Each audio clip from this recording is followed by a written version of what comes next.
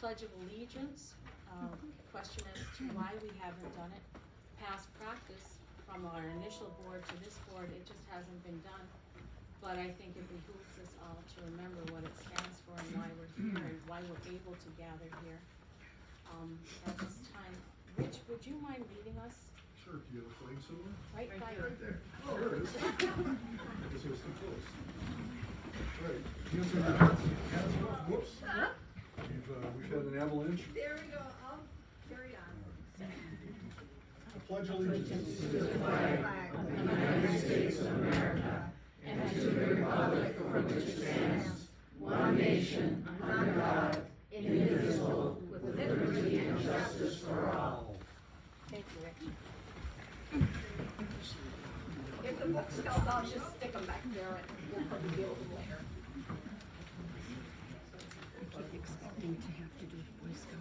May I ask right off the bat if we can cover that thing with the camera on it?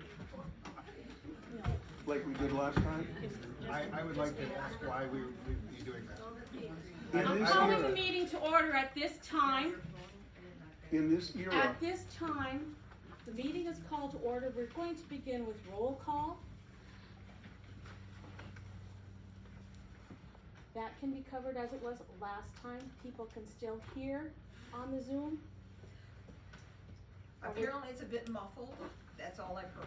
Okay, but John does not want to be pictured. Okay. So, how do we adjust that? last time you covered it. I think we did. Would it still work if it was set on the floor? Sound is available. I did turn the words on too, so that Okay, those so there's that closed need it caption are for the- closed captioning. You could just take a piece of paper here. A piece of paper? Okay. By the way, if I may just say, if anybody finds my attitude offensive, please understand I've been dealing with this Bravo Sierra for a year now. Okay? It does get a little tiring. Roll call. John Castro, Yes. David Swearingen, Here. Barbara Shesky, here, Cassie Fleming, present, Helena Jameson, here, Jeff Holte. Present.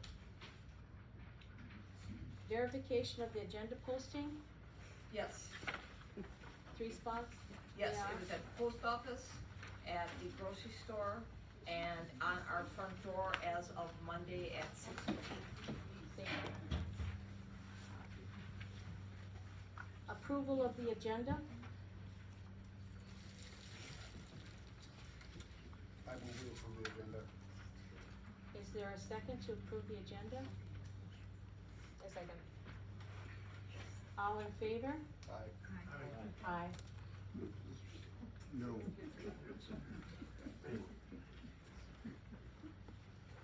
Guest comments, we, as you can see, a lot of people here, a long agenda.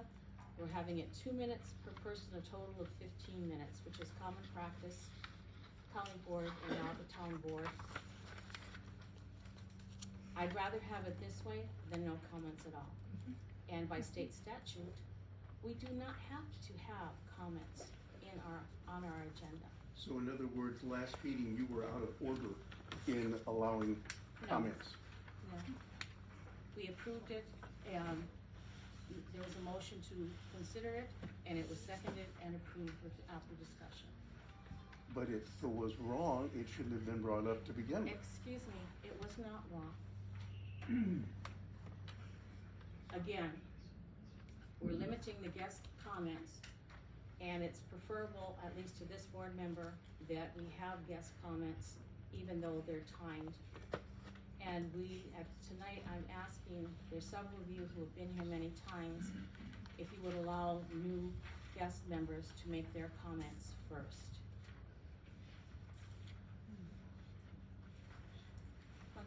Jeannie, you have not made a comment, so I'll go with you first. My name is Jean Joseph, and I have been a volunteer at the Iron River Library since it opened in 2001. I got my training to be a volunteer here over at Ashland at Northern Waters. I'm extremely proud of this library, and I'm sure everybody is that also is here. But I also grew up in Iron River. I became educated somewhere else and came back here after retirement. But I can tell you, growing up in Iron River, when I was growing up, we had no library. And it was a really difficult thing. My parents had to drive me to Ashland or Superior if I was working on a reference project. And it was anything but easy. This library has been a wonderful gift to this community. And it needs to be cared for, and it needs to be preserved for future generations. I would also hope the Board of Trustees would see themselves as a cohesive group that needs to put aside their individual differences and work for the common good. In doing so, they would all support their library director and willingly engage with the people that are unhappy with the library so that we can all work together for continuous improvement. Thank you.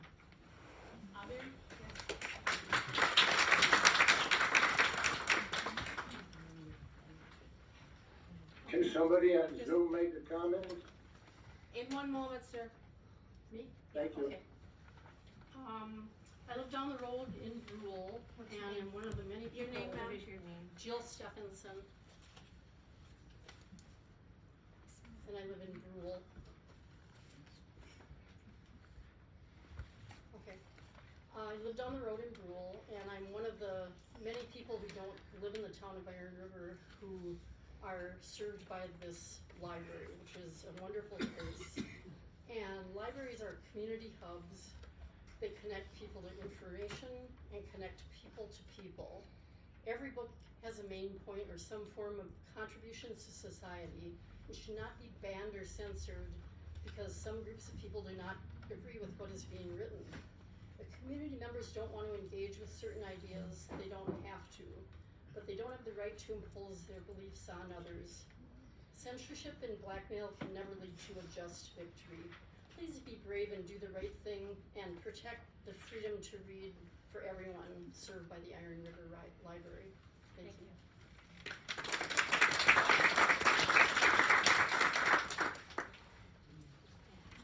Okay, my name is Carlin Williams, and I'm an Iron River resident. Good evening. The public library, in my opinion, has been a very valuable and important asset to the Iron River community, as well as the surrounding communities. Many individuals have shown their support for this library, the librarian, and library staff. I have become concerned, however, that there has been dissension among the library trustees as to the purpose, mission, and goals of this library, which state to provide its materials and services that fulfill the educational, informational, cultural, and recreational needs of the entire community, and to serve the residents of the community and surrounding region. In the beginning of and throughout the trustee essential manual, there are statements that all trustees are to be advocates for the library.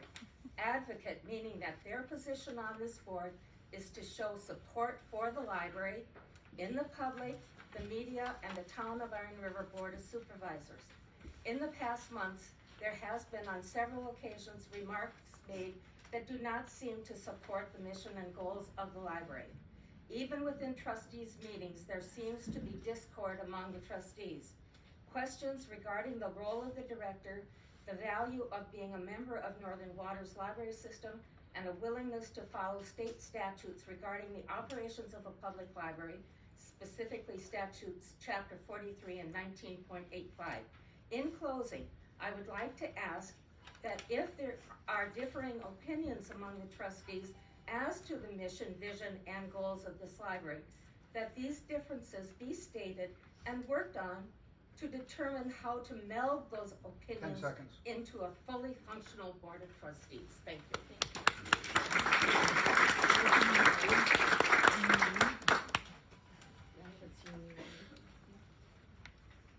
My name's Travis Ulrich. I'm from Poplar, and my kids love to come to the library here.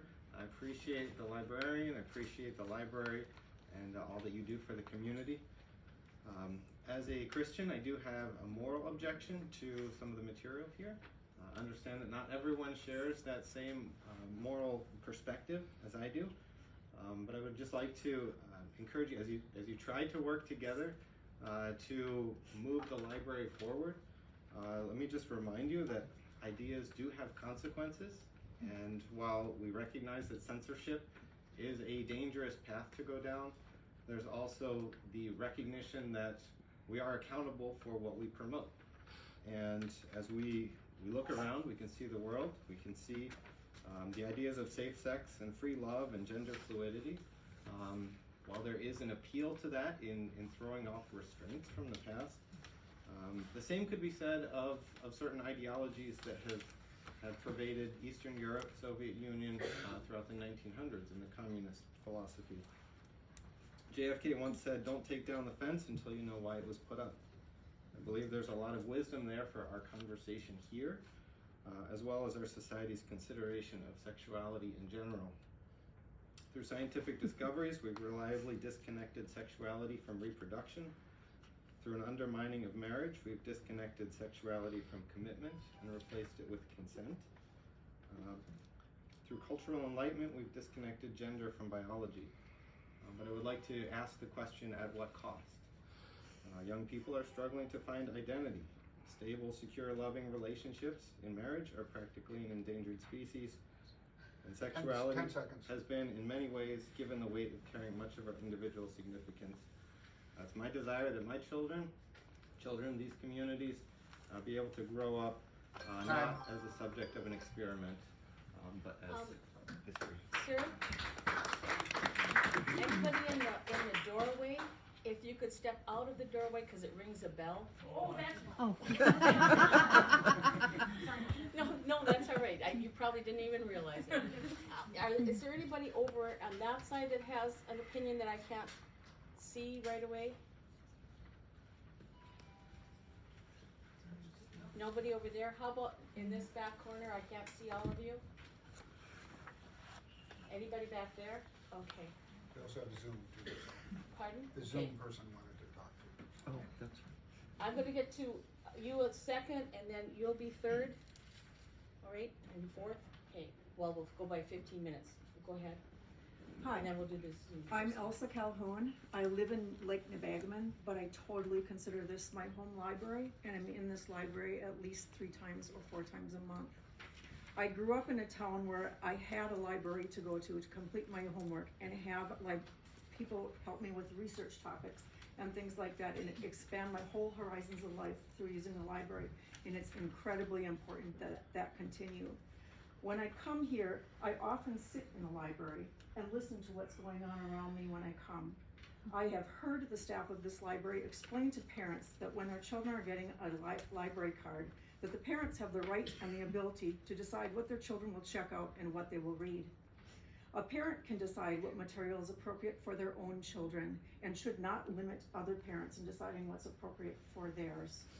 In no way does the library ever force reading material on anyone. Rather, what you get to read is always your choice.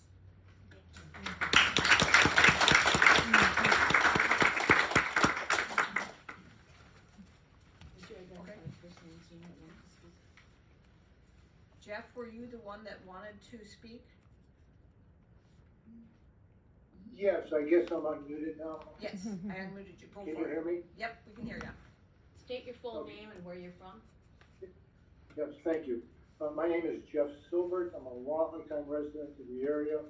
I used the Iron River Library when my daughters were both young. We would come to the library and we'd go to the park and swim and picnic. And to this day, I still order books that come to me from the Iron River Library.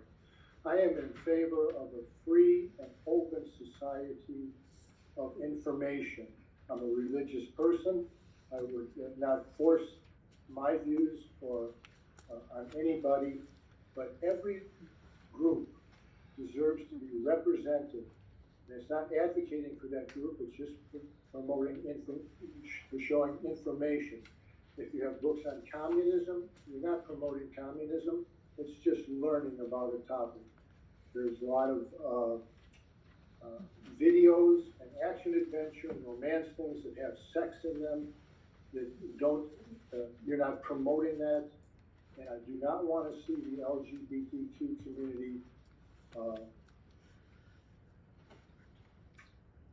isolated. We just said the Pledge of Allegiance, one nation under God, indispensable with liberty and justice for all. And that for all has no, yeah, but. It doesn't have an exclusion, it's everybody. And I want to see the Iron River Library maintain its public status, free and open to everybody who needs and wants to use it. And I don't want to see Iron River become like the Jim Crow of Reconstruction, or the Mississippi of 10 Wisconsin. seconds. Thank you. Thank you very much. You're right. You know what it is.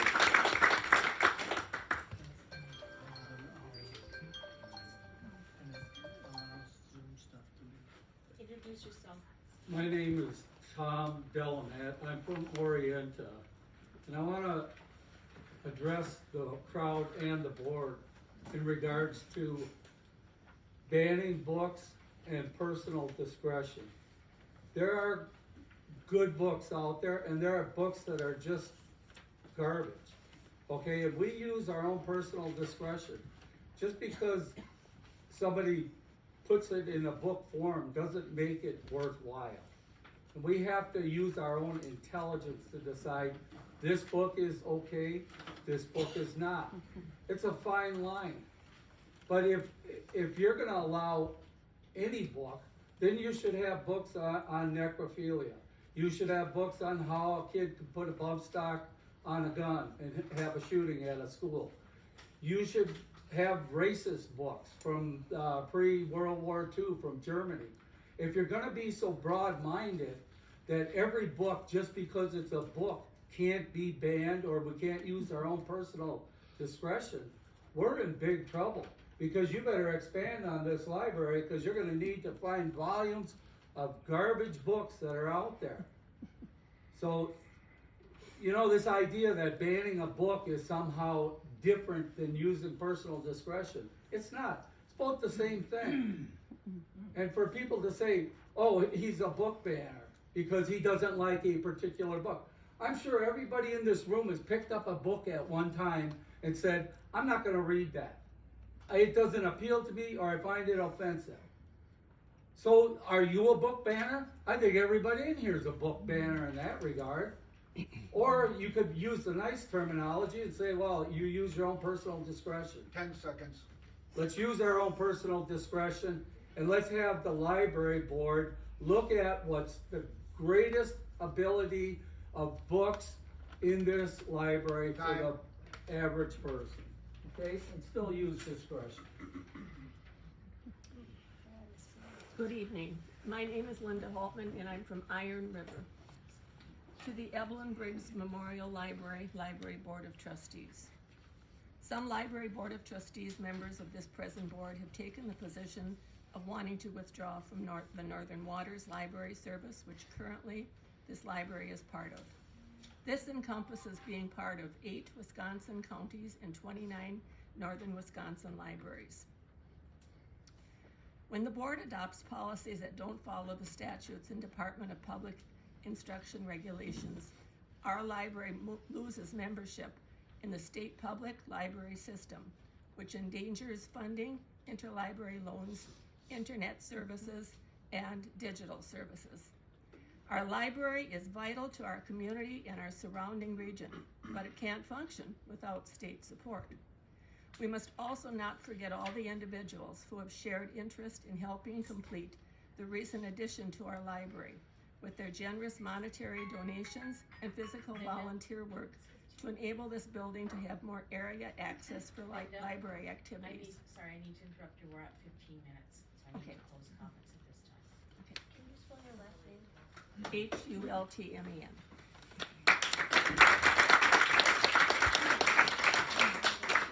Doesn't it seem reasonable that if you're giving everybody 2 minutes, the time limit should be an even number?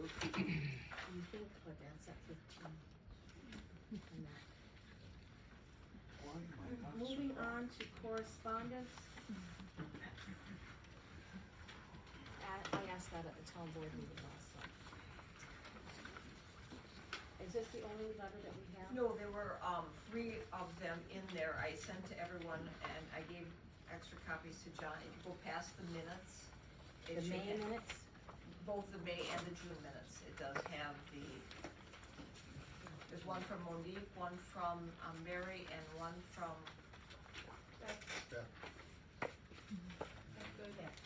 yeah, Beth, and one from Jean.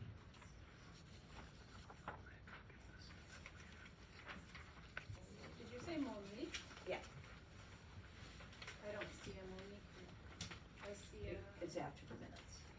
these are the minutes, and this is what we see. Yeah, this is more minutes here. Sorry, I thought I put this together better. There we go. There we go.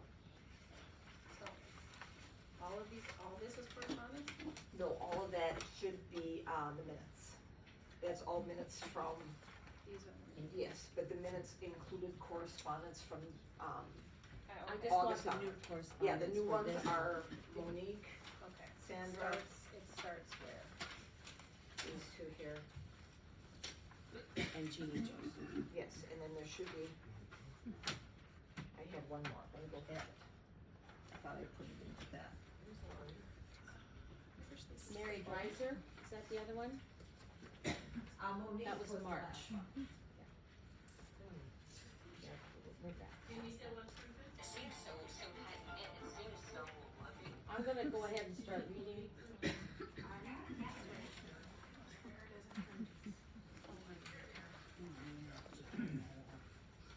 I apologize, they didn't get into the, these came later on after I put the taxes together. Oh, no.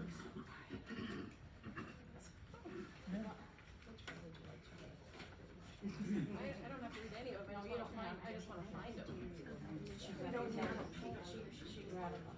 Oh, These are the ones I didn't get Okay, into that's- the, okay, I understand. they came later on.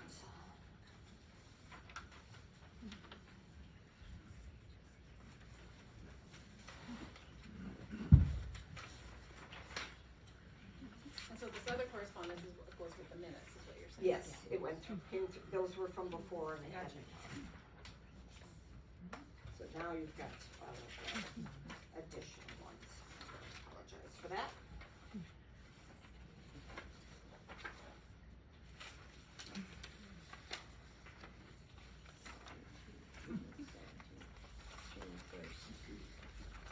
There we go, now we've got them all. And you still have yours, John? What's that? The 3 letters I had given you? I suppose I didn't receive this until this morning, even though I requested it over a week ago. I didn't have them ready, the, agenda was not ready It's until. always a misunderstanding, it's always something, so understood.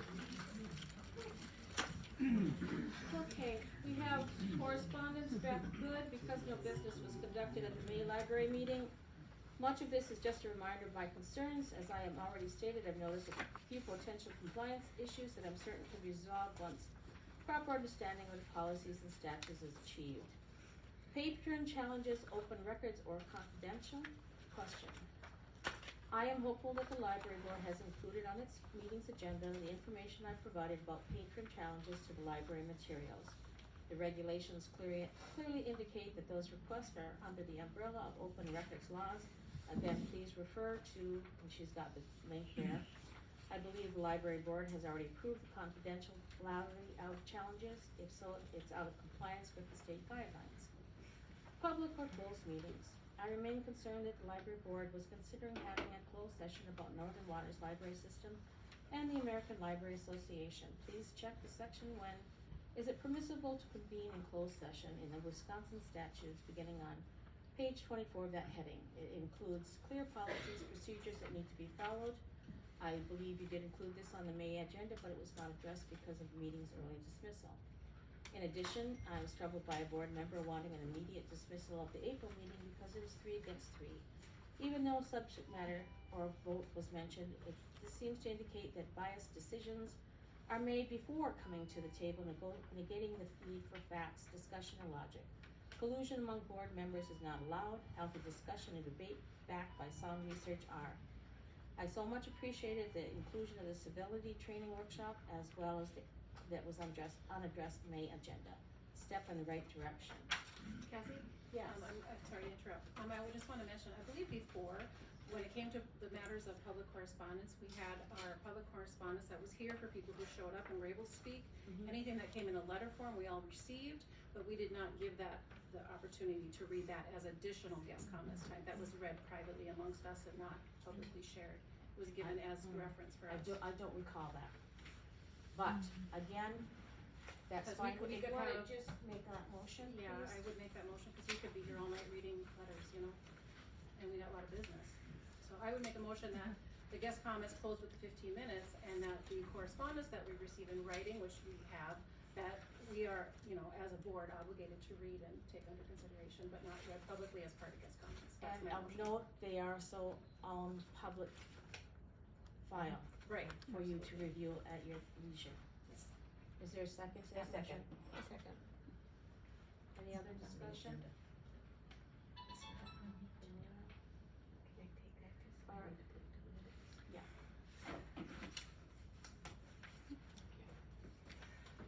Any discussion? All in favor? Aye. Jeff? Aye. Anybody else? All aye. Reports, President's School Board appointee.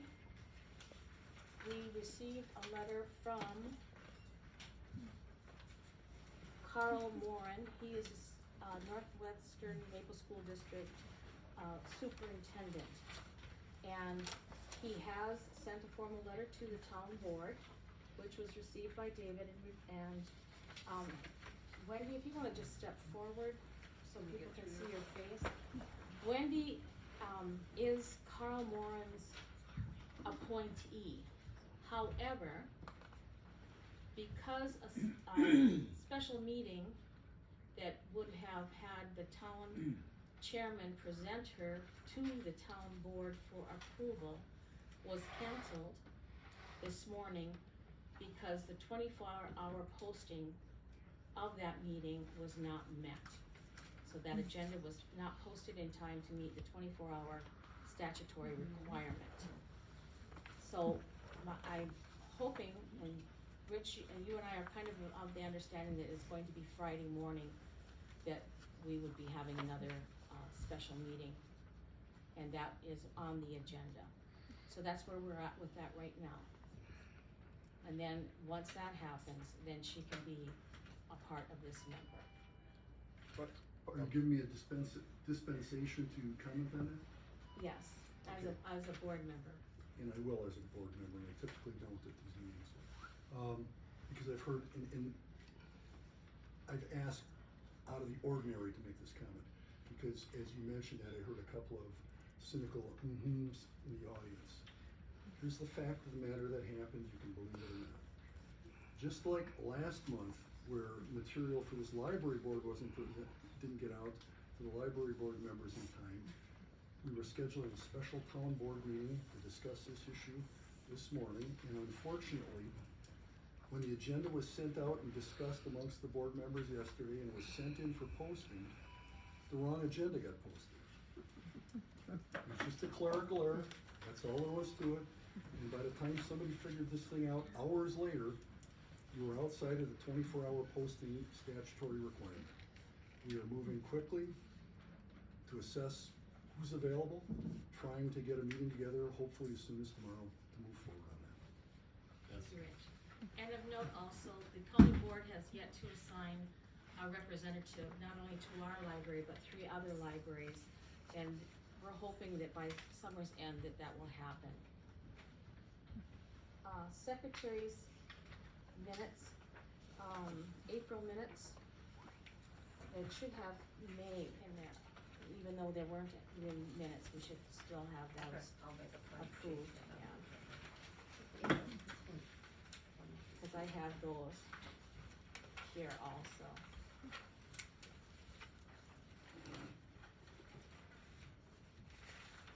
But we'll do the May April 17th minutes, we need to have those approved. Are there any corrections or additions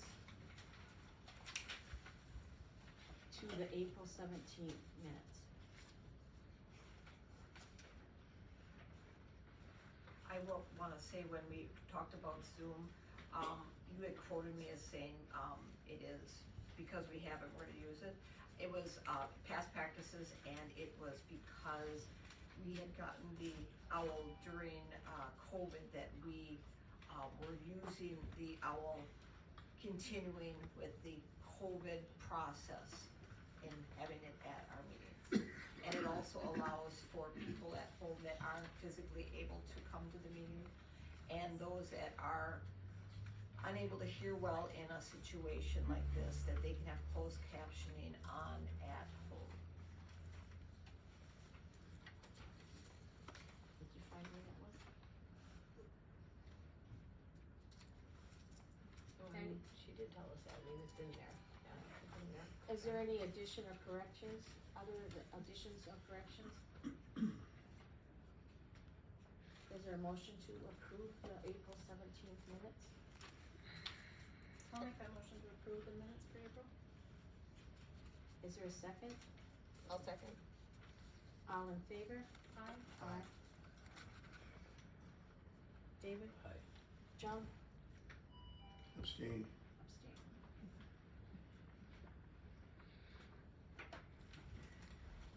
Even though we didn't have a formal meeting, we had enough of a meeting to say it was called to order.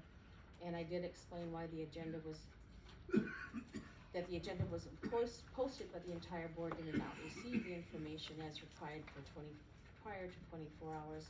There was a motion and discussion that all guest comments take place, since there were so many here, and we would continue the May agenda into June. I just have a quick question. Jackie, how many people are on Zoom this evening? 10. 10. And we don't know who they are, we don't know where they're from, they're just there. I can give you their names. But we don't have the names of everyone here either. Well, that's under new business, John. We can discuss that when we get there. So I would need a motion to accept the May 15th. I make a motion to accept it. Second? Second. All in favor? Aye. Aye. Aye. John? How can I say yes to something Well, that do you I, abstain or no? no. Thank you.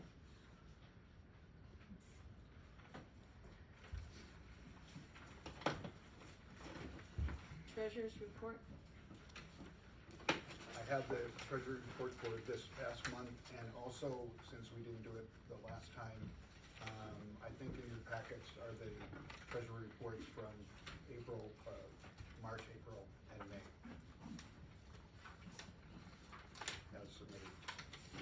I just have to get to them. There's three of them. So that would be one, right? 2 pages? Yeah, you can plus this a little bit more. Did you say April, May? Yeah, we have, yes. Two are for the May 15th meeting, for, March and April, and then the current one is.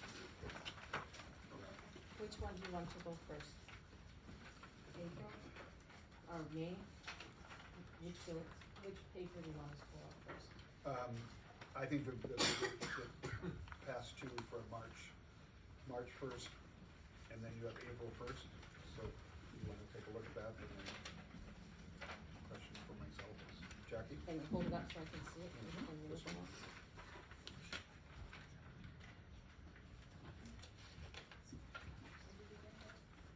The May 15th meeting.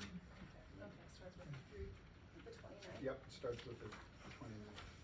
of March, okay. wanna go ahead, Jeff?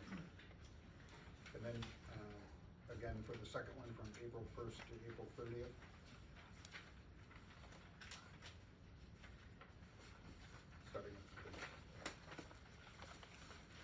Starting at March 29th item.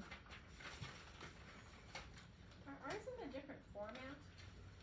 I mean, is it like yours is this way and ours is this way? I'm just finding, like, I'm having a really hard time finding it. I don't know. How do yours look?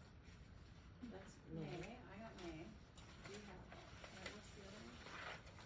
May first, They both say the May June 15th is meeting. first. One is March and one is April.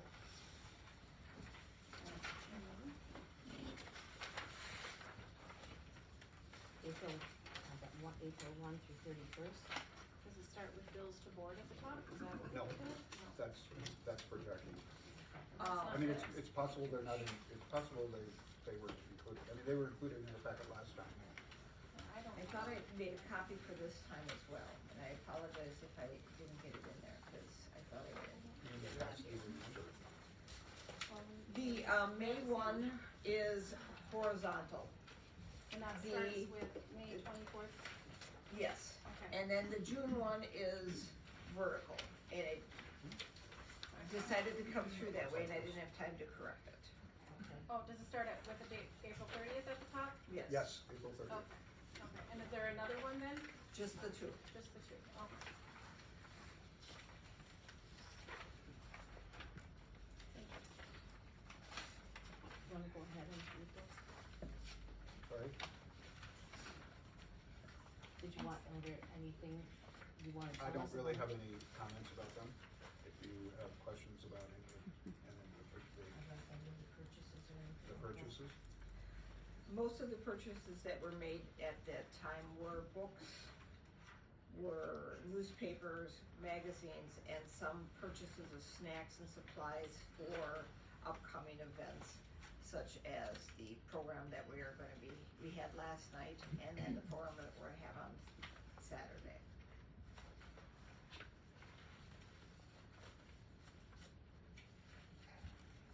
And the next one you want us to look at? Well, I have, March 1st to, and then I have April 1st, so there's two different Yeah, they documents came here. together. They came together, Yeah, so that there was, you go. and then the, most current one is May 1st to May 31st, and that's the vertical one that looks like that. I do have a question. So I did look up most of the books, but these are collection materials books. Can we have a list of those books? I did include that, at the last meeting, but I have another copy here if you want it.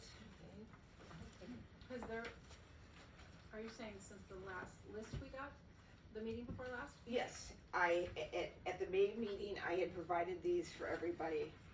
I have 3 copies left. If everybody wants copies, I will gladly make more.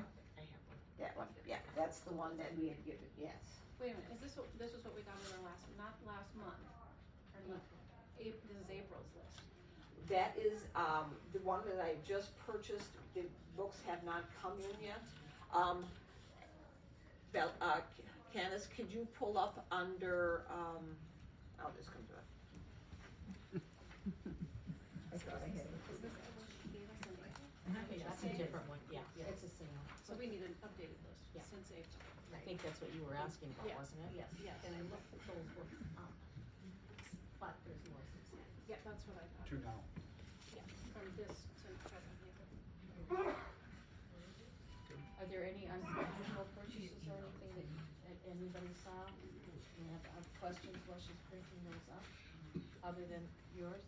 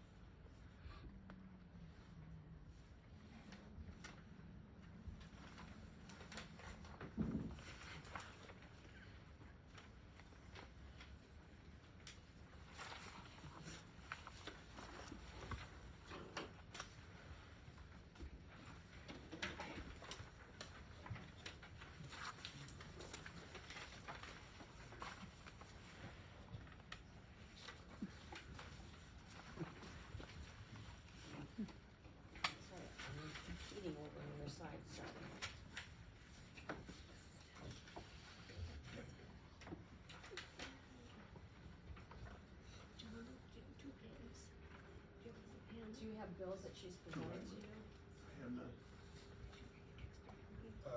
She will have those. Okay. Yeah. Thank you so much, I'm so sorry, I left mine in the car.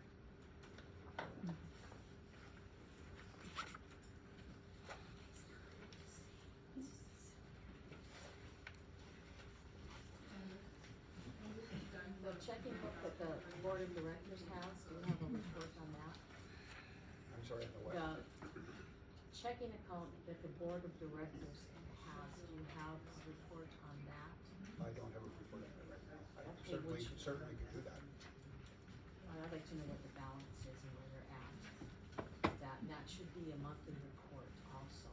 Okay. And you included Okay. in that because you're in charge of that. Yep. The library board of directors checking account is separate from what goes through the town. Donations, any grant monies that we receive can go into that checking account. And that's separate, as I said, from the town. That 10 pages is all for one person. Oh, sorry. Oh. Yeah, there's more coming. Oh. It just Oh, my there printer is is Barb, what she had a question. So what I've asked Jeff to do is make sure that we have an accounting of that also, because that should be known to the public also. That's good. We cannot keep any government monies in that account. For example, Douglas County, Bayfield County, Ashland County, when we get monies back for the services that we've rendered to, say, the people from Lake Nebagon and whatnot, that money may come to our library, our name on that, but that needs to be handed over to the town clerk to be put in the town fund, and that's part of the funding for the library overall. The library board cannot hold on to those funds, totally government. So, but donations, grant monies, that type of thing, the board of directors has those monies in a separate account, which still should be made public. And we use those things, we'll be using those across the street for helping build things. Project comes up, we have a children's program. We need money to fund the people who are presenting that. That can come from, is an example of what those monies can be used for also. You have your question? Did you have a review of, get that answered, or are you good there? No, I'll look through another computer. Okay. Is this- All right. Is this still part of the treasury? Yeah. Okay. Yeah. I have a question. Okay. Was there a request of the town clerk for a $40,000 increase in the library budget? Or 40,000 for some library business that the board didn't have any knowledge of? Can I answer that? Yeah. We've gotten $40,000 between Bayfield County and Douglas County for services that we rendered to people in 2022. We turned that money over to the town board. It should be put into the records so that when I bring bills down, that money is used to pay these bills. It was not put into a specific line item, so I was asking that the town put that into one of the line items. I didn't care what line item, but I just needed it into a line item so that we can continue to pay the bills for the library using funds that came from Bayfield County and Douglas County. But for $40,000, shouldn't the board have had some knowledge of that? They did. We had announced it in January. The Bayfield County sent us a check for $26,000. It was on the financial paperwork. That money then gets turned over to the town of Iron River, put into the accounts that the town uses to pay the bills that I provide to them. And I think we got over 12,000 from Douglas County, and then I can't remember the amount that we got from Ashland County. Yeah, it amounted to about $40,000 between the three counties. Yeah, so we weren't asking for the town to provide, we were having those accounted for, so we received them here, gave them to the town clerk so that they're properly documented and entered into the town funds that supports our, library line, budget. Jeez, I can't speak English. Any other questions for any of these reports? Jeff, did you wanna go over any of the other reports? No, I have no other thing to add. Okay, anybody else have questions regarding them? All right, is there a motion to approve, I would say, April, May to today's date? To today's date. Well, this is through May 31st. May 31st, that's cool. I'll make that motion. I'll Is second. there a second? Jeff, you had a second? Helena, you go first. Is there anything further discussion? All in favor? Aye. Aye. Library director? Once again, I'm here too. I abstain, Okay, thank you, only John. because I didn't have a chance to go through any of this information. Thank you, John, and I apologize. Library director? Okay, summer reading began this past week. We started on Sunday, the 9th. So we've had, a week and a half of the summer reading program. A lot of people are stopping in of all ages, getting set for the program.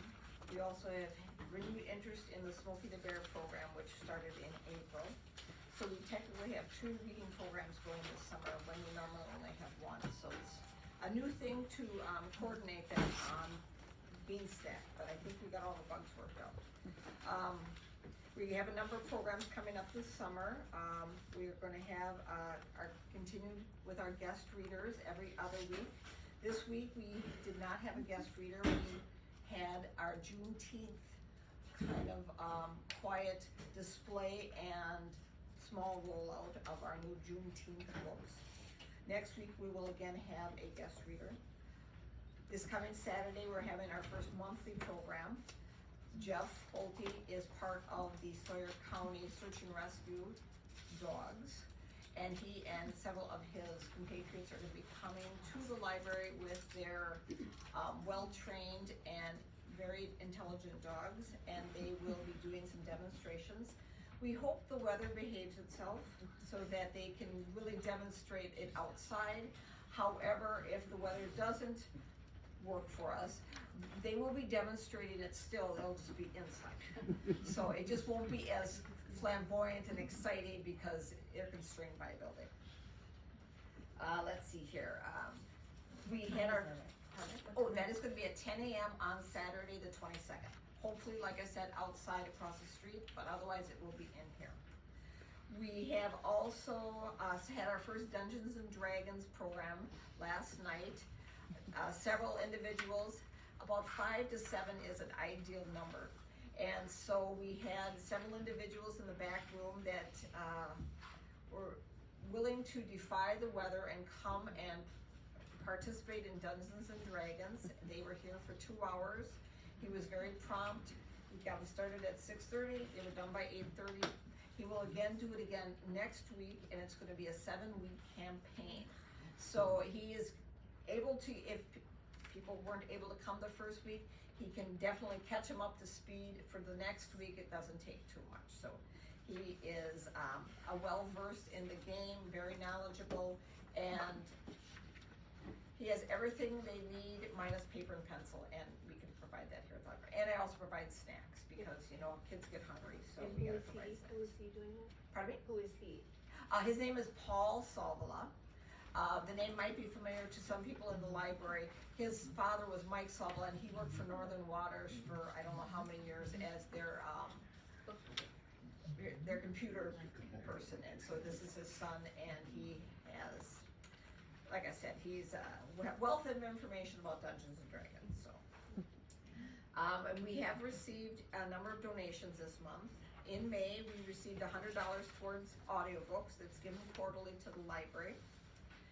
I have eyed up some audiobooks that if the board approves, I will be putting that towards that because that's about what I normally do with that funds. We received $500 from an individual that I usually purchase British or foreign language mysteries.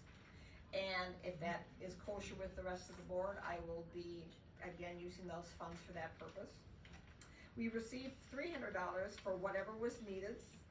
Unless the board has a specific request for it to go towards, I was wondering if they would be okay if I would purchase outdoor game equipment for patrons to borrow and use, especially over in the green space, such as pickleball rackets, outdoor Jenga, cornhole boards, etc., things like that. So that was my plan for that, unless someone on the board has an idea they would prefer to use that for. And then in the month of June, we received $165 memorial, and the family asked that the funds be used for children's books in memory of their sister. And then we received $200 donation, and the last time that person gave a donation, they were appreciative of nonfiction books. So if that is okay with everybody, that's what I plan to use those donations for. Is there a motion from the board to approve spending as the director listed for these donations? I would make that motion. Is there a second? Second. David? Any questions, discussions?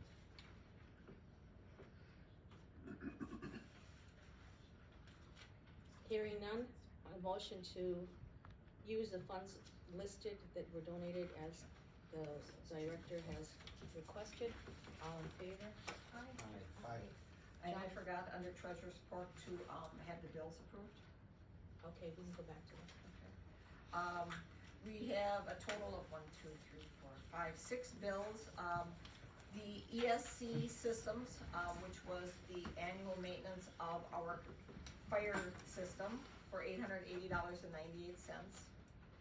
Innovative, which is our supplies for paper and office supplies, we have $105.16. Baker and Taylor, which is where I purchase books from, we double paid them in January, and so I was using up the duplicate payment, and so I was letting it cure until I was for sure the double payment was done, and so now our bill is sitting at $1,188.87. So that was like from February on.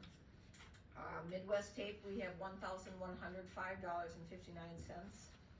Cengage Learning, which is our large print books, for $28.80, and Northern Waters Library System for $418.83. That includes barcodes, patron cards, and movie license. That was approved back in March or April. How did it happen that we paid something twice? What was that? How did it happen that something was paid twice? Well, in January, we were switching over from using credit cards to pay the Baker and Taylor online to paying it with a check. So I paid them online, and then we also paid them with a check. So it was. And it doesn't answer my question. How did that happen? It was an error on my part. I can live with that. Any other questions? Bills to be paid? Motion to have presented bills paid?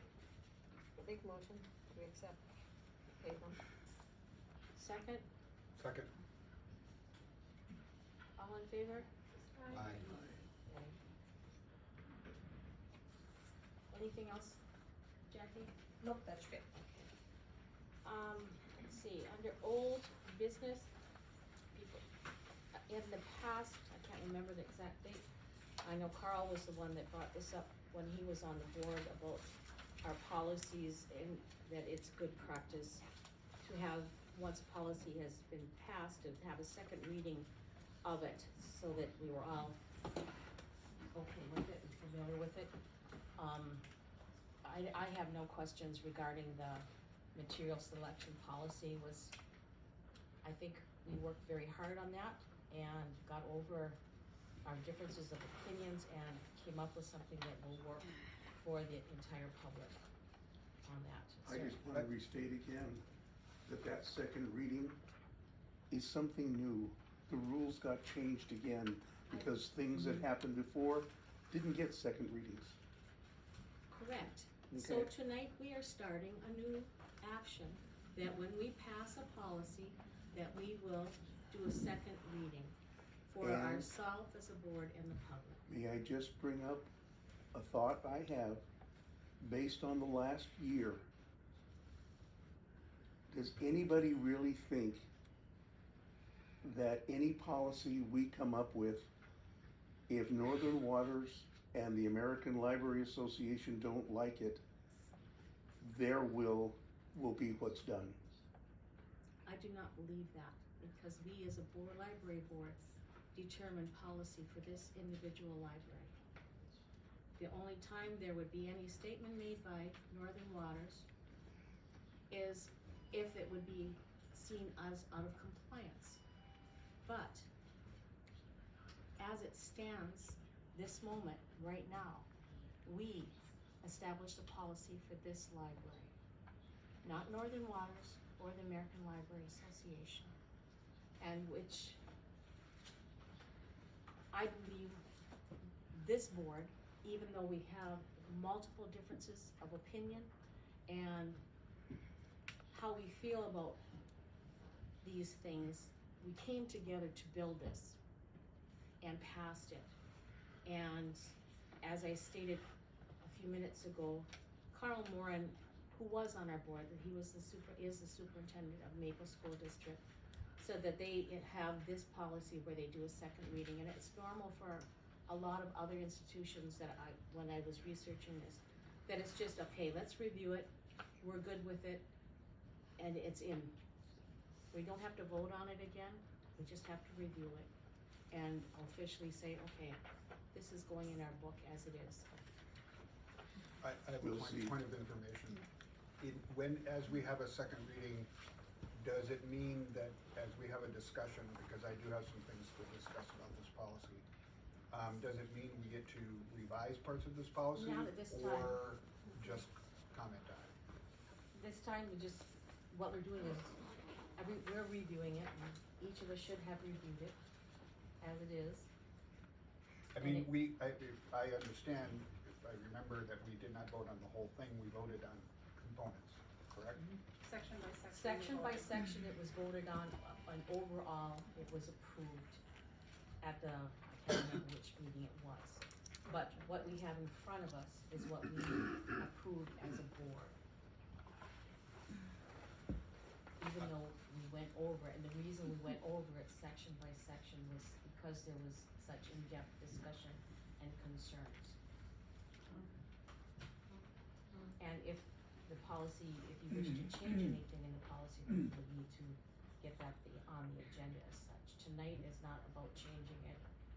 It's just acknowledging that this was what we worked on, this is what we passed, and this is what we're wanting to go into our policy and our bylaws, policy at this time.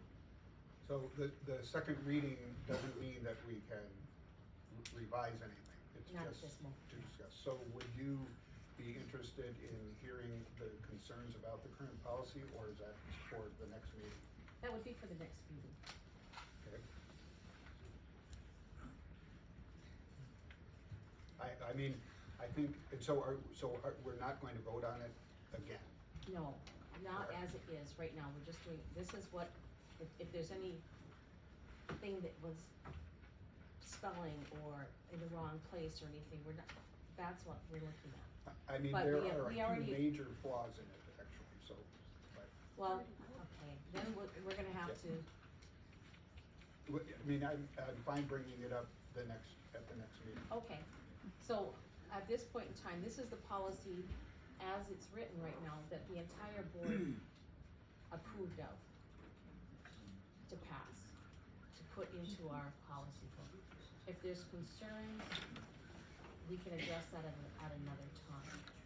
So that, I would like to mention, as far as voting section by section, there was oftentimes not a unanimous vote. Correct. But there was a vote where the majority did approve section by section, and then as a whole. I just wanted to point that out, that it wasn't unanimous, and it would be disparaging, you know, opinions. But it was passed. But it was passed as a whole. yeah. so why would there need to be a discussion if it's already passed? It's just a second reading of it. No, that's Just not a- what he's saying. Well, He's saying it's going to be on the He's agenda. asking, is this the time to do that, and it's not. This is just, here it is, printed out, ready, already, I don't understand why it's gonna be added to the agenda for next month if it's a done deal. this is a done deal, as it is right now. Would be a new topic. I have to actually concur with John. It seems like kind of redundant to take a policy that we've already approved on as a board, and there, even if there was dissenting opinions, we approved it not even probably two meetings ago, and now we're gonna say, well, I dispute it, so now we're gonna just redo it, and I wanna object to it and bring it up in another agenda. I could do that with the social media policy. I objected to Yes, that. and which wanted a I would second. do if he's allowed to do that. Well, I will do that, because, but I'm just, if that's what we're gonna do, where we're just gonna revisit everything we disagree with, even though we've already voted and the majority approved, I just think that's a bad practice myself. And a waste of precious time, meeting time, but I concur with John on that. At this time, we have our material selection policy that was board approved to be implemented. In the future, we'll have to take other considerations because that's part of our responsibility as a board, regardless of what the policy is, and we do have to be aware that sometimes, how do I wanna say this? We don't want to overwork everything because we get muddied down. But we all have a voice and there's an appropriate time and place to do that. Now, I did want to read this, unless you want just to pass it out to the audience to take a look at. Well, it's already been approved, so it should be on the website. It's available for anybody to read at any time, correct? It's a public document. I have not had the time yet to quite put it on there. I will do it All right. tomorrow. So I would All say right. that that's available for anyone at any time, now on your phone or later or whatever. I just, So Jeff, I look into that for you. And then, which program were you wanting to look at? the social media policy. I mean, I'm fine with letting it go, but if we're gonna just reopen Yeah, cans well, of worms, then. let me I have some time to look into some of a few things first, if you could allow me that, please. Sure. Thank you so much. Next one is programming policy, DPI, which stands for Department of Public Instruction, their guidelines. Jackie, you wanna go over that?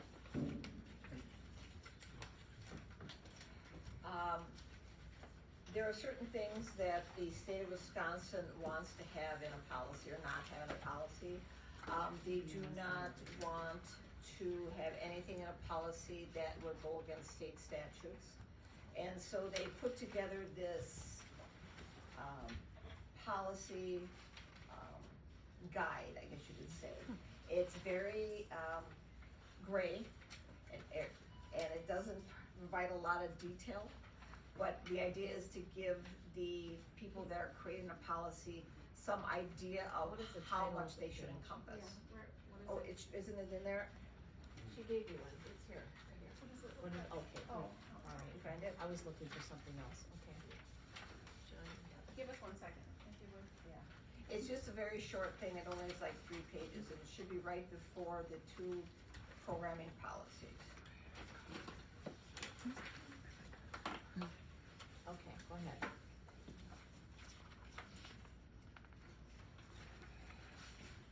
Did you find it?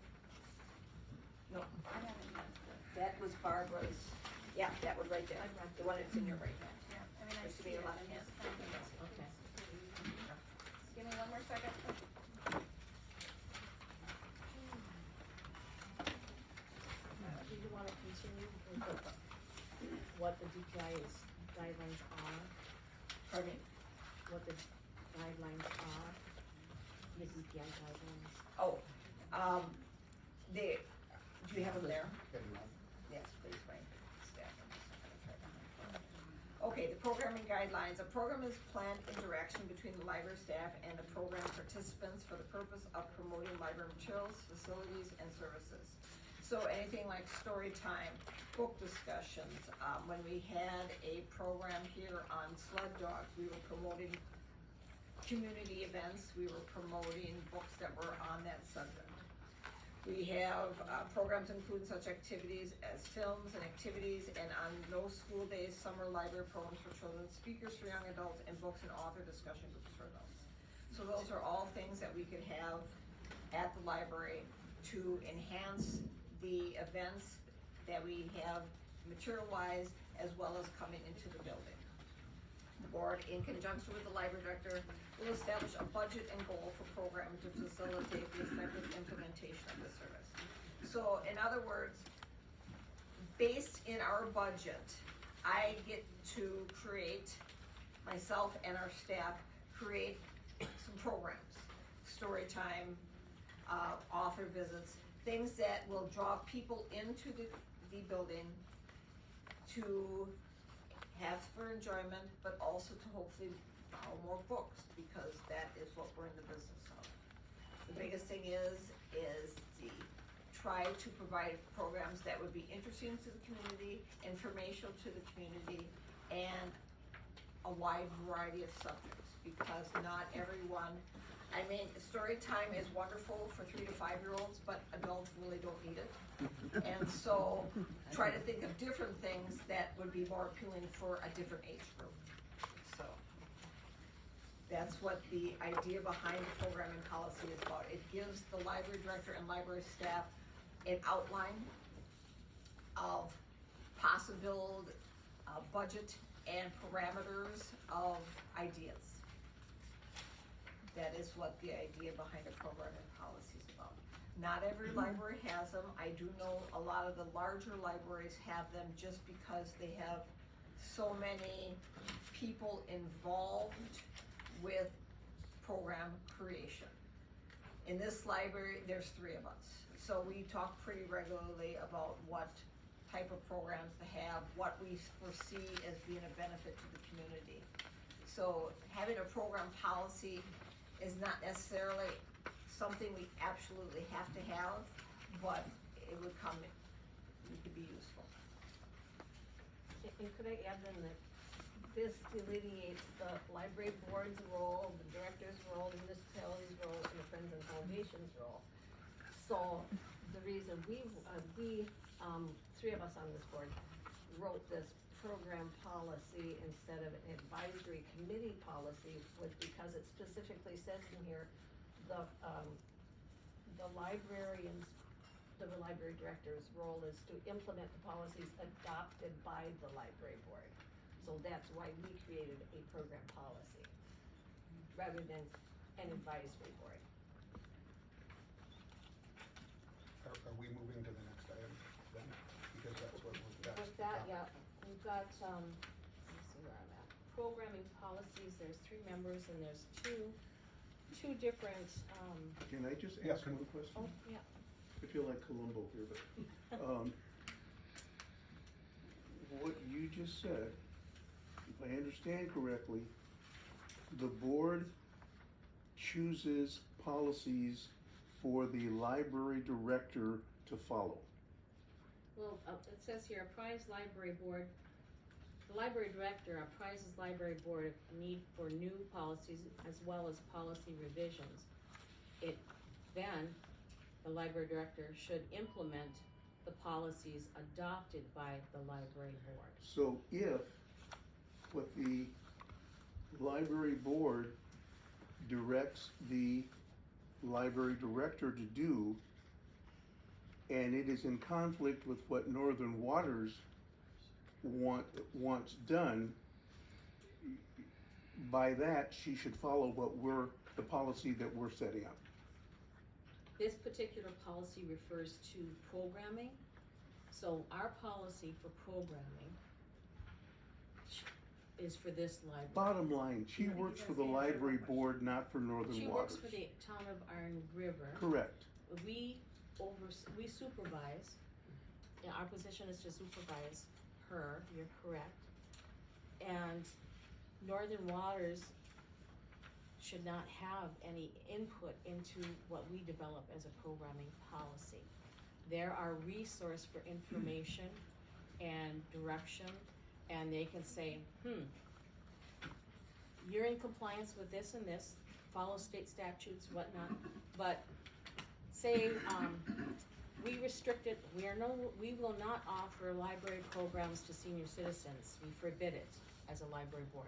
That's not legal, then we would be out of And that compliance. wasn't what I asked. But that would be a role of Northern Waters. Say, this is our policy, but that part, everything else is good but that one part. Can you correct that part? But they can't come in and say, this is how you're gonna run your library, this is how you're gonna do And it. while we would change the policy would still be implemented by the library director until we made the changes. Correct. Is that in the minutes? It will be. Okay. So we have, of the committee members, would you identify yourself, the committee that worked on the programming? Yes, Here. Barb, Barb. Elaine, and Jeff. Okay, and they have two different, this one and this one. And we're going to have them both read out to us, and you guys should have copies. And then we can have, some discussion and see if we can meld any of it together. Why are there two different reports? Can I make a comment, could I comment on that? Yeah, you did. Because I started this, the idea for this, committee to be formed in the first place. And the intention was not to create a policy, but to create a committee to help the library director. So the original intention was not, so we have, and I'll go through the one, the reason we have two, to answer your question, is that we don't agree. I don't agree that there should be a policy at all. I think there should be a committee. I don't think there's a need for a policy for programming at the Iron River Library. I do think there's a need for the advisory committee, and I'll read through that. And then there's a different opinion, of which we just got tonight. So I haven't ever read this until tonight. Well, We we'll keep didn't reading have that that one even then. in our committee, we didn't have this document until tonight, correct? No, no. When did I receive this? When we met at the restaurant. This one. Oh, you've had that forever. No, that's not true, actually. Because this is, we do not have that. In the last, board meeting, we were going to present these, and yours wasn't here. This wasn't here. Right? How did that? Is that correct? I did not have it. Because I did. But anyway, so we have two different views of it. I would like to read through the idea of just a committee to support the librarian, and I'm proposing the idea that we accept the idea that we have a committee, and there's not a need for an entire policy about that. So let me go through and read mine, and then you can read yours. I'd like to say though that we were working on social media policy, material selection policy, it's another policy, they're all policies. Correct. So that's just. That's not how this started. It started as a discussion about a committee. Well, it was And if it another goes, semantics. if the board adopts a policy, that's fine. So But I this- wanna are present you a gonna do different yours? alternative, a different idea that we could potentially vote on. So, this idea, do you want me to go first, or do you wanna go first? We've done this before at a board meeting, but this is a repeat of that. But the idea of the Program Advisory Committee is to develop the commitment to offering diverse programs beyond book and resource management. This committee would provide input on the programs and themes based on the community needs and interests, focus on creative, constructive ideas, advice, and support for library programs. So how would that work? The structure, so the committee would work as an advisory capacity only. The library director makes all program decisions. That's her job. I'm sorry, I would like to finish. I have a question. Can I finish reading through, and could we do Is that questions what at you're the end? doing? Are you reading it, or are Yeah. you commenting as I'm you reading. go along? I'm reading. The Okay. committee will be comprised of the library director, 1 to 2 board members. Can you, Sorry? did you take this out? Cause that's what you had there before. Yeah, this is the one that was submitted in the minutes. So you This is took the out one we've been working on for You about a took out month. the statute part? Correct. The committee will be comprised of a library director, 1 to 2 library board members, and up to 2 community members. The committee would meet once a month, work with the library director to find appropriate speakers, performer, workshop leaders, and the other things that were just described. The committee would assist the library director in implementing programs such as fundraising, communications, being on site to help with events, and so on. And lastly, the committee would work with the library at the library's director's request to evaluate programs to improve the offerings in the future.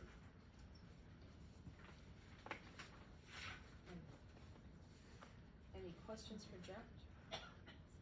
Or would you wanna hear this other policy first?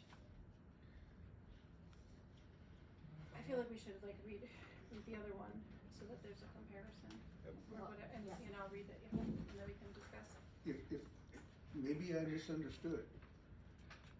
But the way that sounds, there is an equality between the board members and the library director.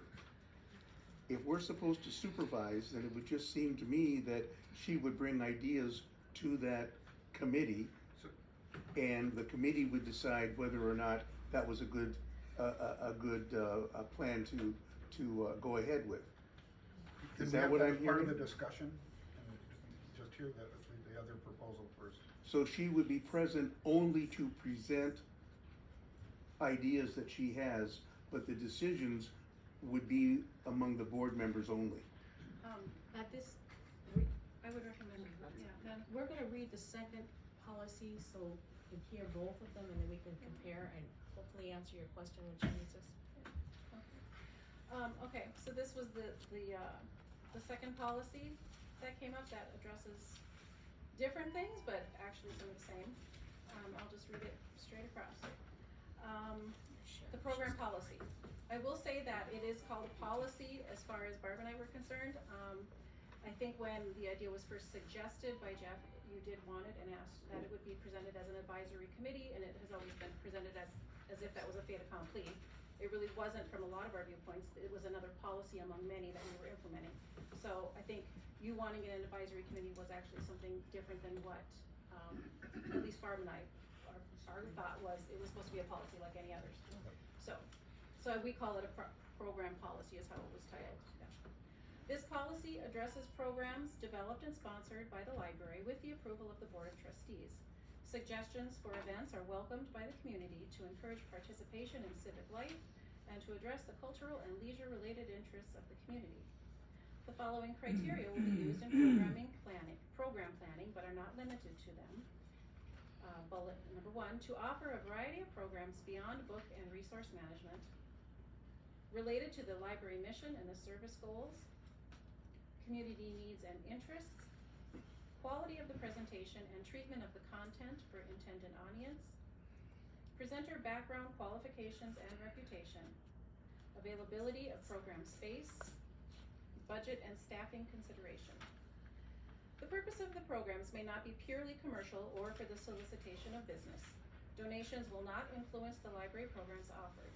Attendance will be determined on a first-come, first-served basis when limits must be established, i.e. advanced registration or at the door.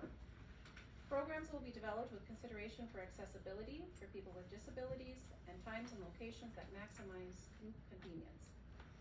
All programs will be open to the public and free of charge. The library reserves the right to use video or photographs taken of program participants for internal use, publication, and use in library publications and for evaluation purposes. All events and programs are to be reviewed and voted on by the Library Board of Trustees 2 months prior to the event to allow for planning and advertising. All donated funds are approved by the Library Board of Trustees according to Wisconsin State Statute 43.58. So, yeah, that's it. Comments or? Who's, David, John? Question, do libraries our size usually have a program policy? Pardon me? Do libraries of this size usually have a program policy? I have found too many that have one, but the only ones that I was aware of were like Madison Public Library, larger communities where they have multiple people that have to approve, an event going forward. You know, someone in the finance committee having to make sure the budget's there, having the director make sure that they feel that the program would be warranted, the people that actually create the program. So having the guidelines for a larger community would be a very valid reason to have such a policy. In this community, there's just the three of us, and I will admit, when it comes to policies, I don't plan 3 to 4 months in advance.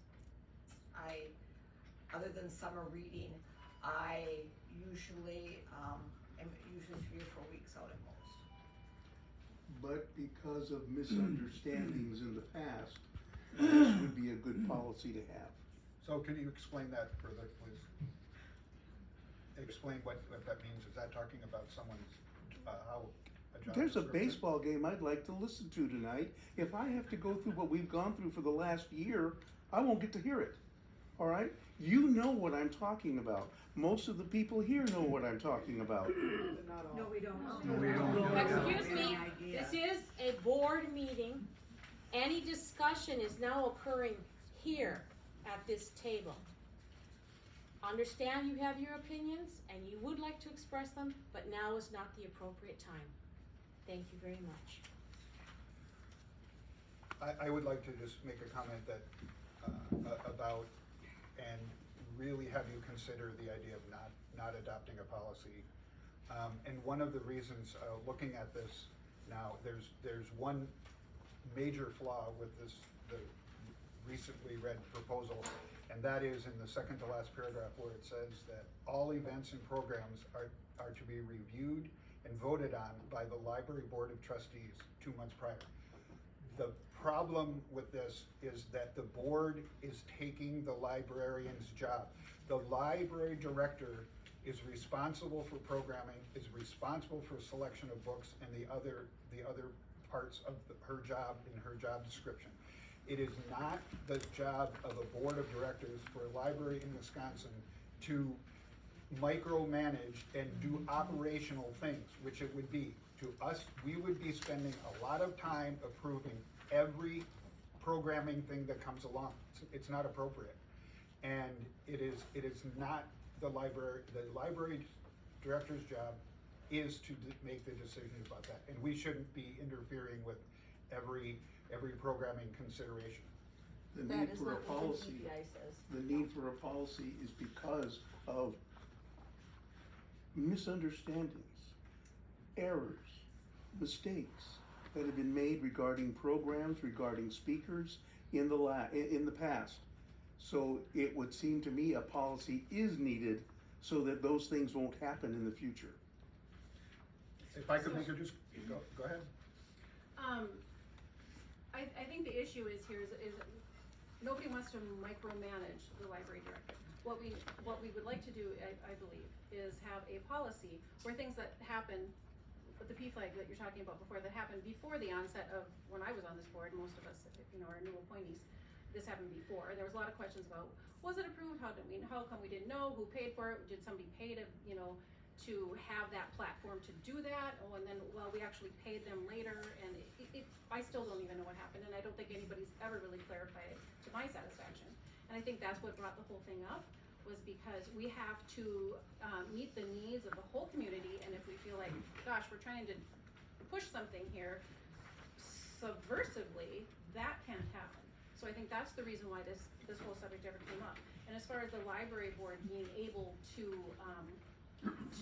provide programs or have a say in the programs or vote on the programs, actually that goes against state statute 4358 number 5 that says that the library board can employ competent persons. The library board can pick the persons to deliver the lectures upon scientific, literary, historical, educational subjects. We have the right to do that as a board. So for you to say, Jeff, with all due respect, that we shouldn't be able to do that, that it's not our business, that goes directly against state statute. We absolutely have that right, and if this board deems that it's appropriate to have a policy, we certainly can do that regardless if other libraries do or not, regardless of the size of the libraries who do it or not. So, one thing I would like to address with the policy that was written, mostly by Barb, and I thank you for your work on that, and yours, Jess, as well. I came in on it a little bit later, but in reviewing them myself, I thought that Barb's was very consistent and very thorough. It addresses donations that will not influence library programs, and that has been a question as of late. It also said that suggestions are very much welcomed. It addressed handicap, it addresses accessibility, it addresses they're free of charge. It's just very well worded, and I think it's well rounded. It's not picking apart. I will say one thing that I disagree with the advisory committee portion is that you've committed on this policy, which is supposed to be a non-policy, it's an advisory committee. You've actually committed library board members and community members to be part of this. Well, if it's not a policy, then how could we commit us to be part of it? And you put on here that we're supposed to assist in fundraising, communications, we have to be on site. Well, if this is just an advisory committee, why are you committing us to all these activities? We're supposed to implement policy, not be on site, not fundraise, that's not our job as a board. So I think I feel like this is very vague, and I feel like it's so vague, even under law, it doesn't really even fall under due process. It's so vague, I don't really understand. It's kind of a non-policy in my opinion. It is a non-policy because it's not a policy, and it is a volunteer idea. No one has to join anything to help out the library director with programming. Well, it doesn't It's say a that. working. It says it will comprise. This committee will comprise If of no one library is board. interested in being on the library board, I would suspect there are a lot of community people that would love to help with creative ideas and to make this a vibrant, interesting, exciting library, even more than it already is with the programming and with really good ideas. And if there are not 2 board members that want to be on it, well, then there aren't.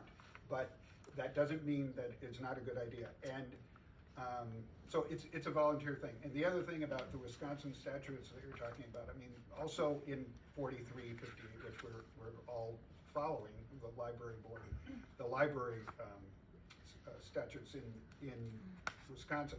Library board shall supervise the administration of the public library and shall appoint a librarian who shall appoint such other assistants and employees as library board deems necessary and prescribe their duties and compensation.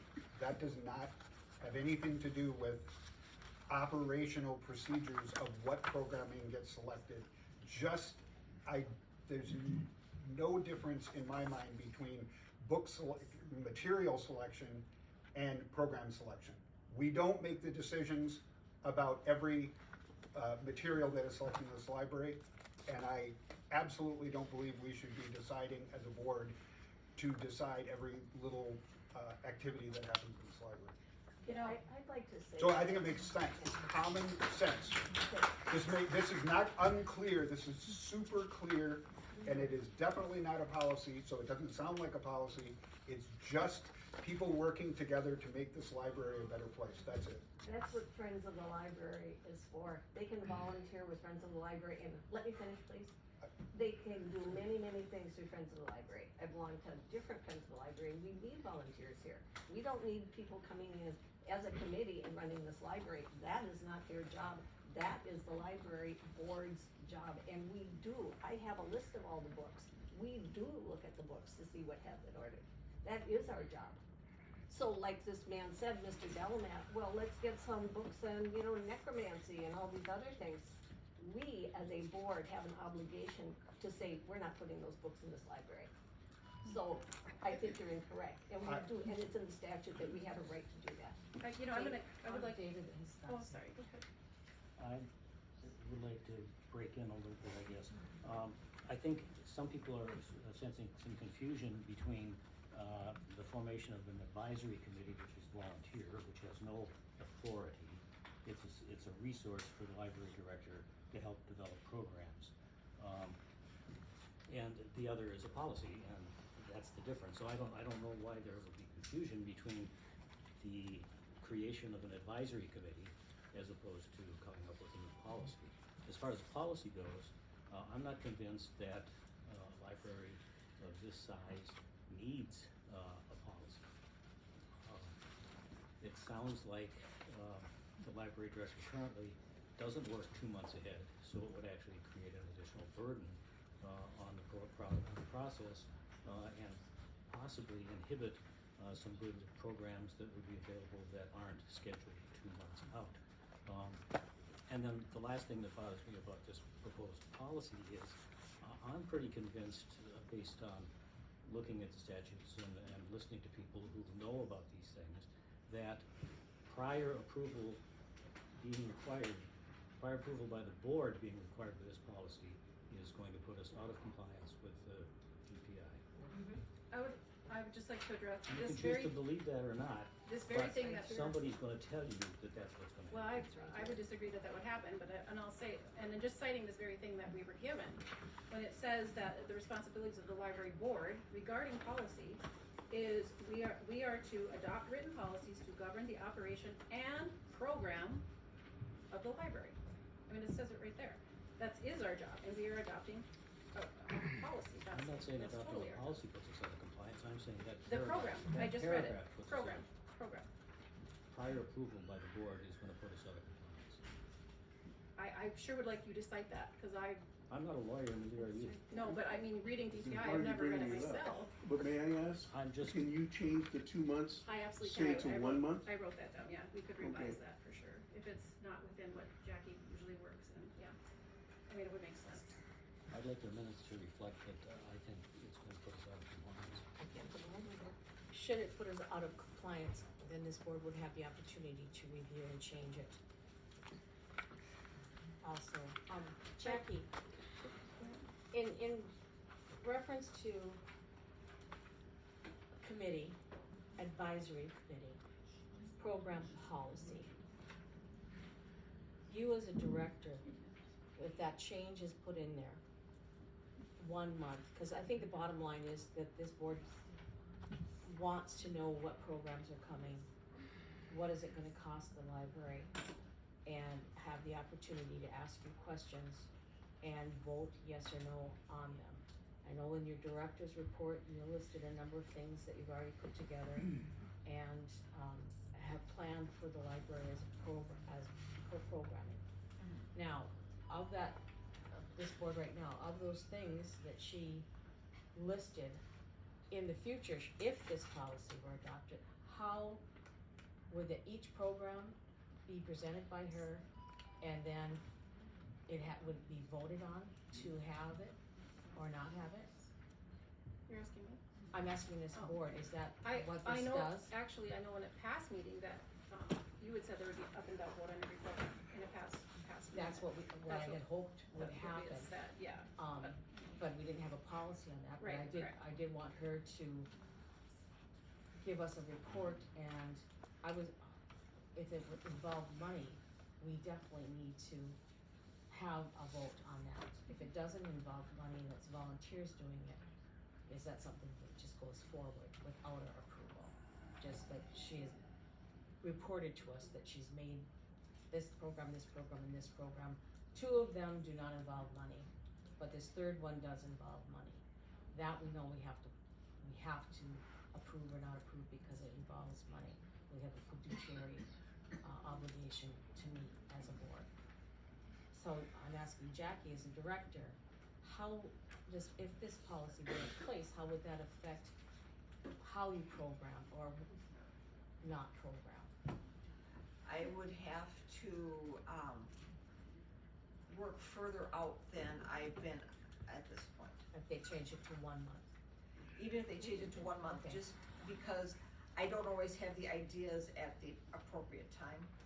Sometimes they come to me when I have my staff look at what everyone else is doing. Sometimes it's like the day before the town board meeting, like, oh, we don't have any programs to talk about next month. And then we have, in addition to, an advisory committee of volunteers that could help put together a list of things ahead of time, so there would be vetting of any persons that would be presenting here. That would help, because I don't. Isn't there a always way think that about- these two, you could still have this policy, you could still have an advisory committee of volunteers? Where is Jane? I do have a question. Jane, So Jane is the president of the Friends of the Library. Is this advisory committee something that you believe the Friends of the Library could assist with? Sure, Members? some of our board members or other friends would be I'm just trying to interested. reach out and see what's going Yeah, on. Okay. some of our other, Friends of the Library board, would contribute to, and I can see certainly other citizens as we, encounter interesting ideas. And Okay. certainly the funds that we have accumulated have helped in the past to support programs like buying pumpkins for pumpkin carving and so on. Okay, and you had a question? Yeah, so my question would be, number one is, Jackie, do you need help with the programs? Oh, that'd be wonderful if I had people coming up with Okay. ideas So- that would help me.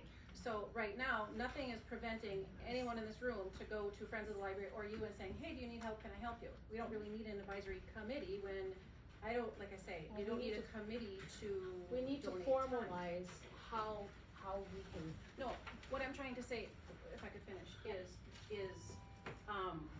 an advisory committee. You don't need to be on a committee to share ideas or to help or to whatever. You don't need that. So the advisory committee should just exist by the goodwill nature of everybody here who wants to help Friends of the Library, who wants to come in and help you. Or give an idea and say, hey, can you do a thing on gardening, or can you do a thing on, how to make a bow and arrow, or whatever you do, I don't know. So we don't need an advisory committee for that. What we're doing, what I think the policy does is it addresses, we already state, that's a given, we welcome ideas, but it addresses handicap accessibility. It addresses the question that came up in the past about, can you give a donation, and hey, can I do a program if I buy the platform? I mean, it addresses some of these things that have been questioned. The other policy addresses that they're all free of charge. I mean, these are all just very pragmatic things. I think the biggest problem that seems to be with the policy versus the advisory committee, which is helpers, is how I understand it.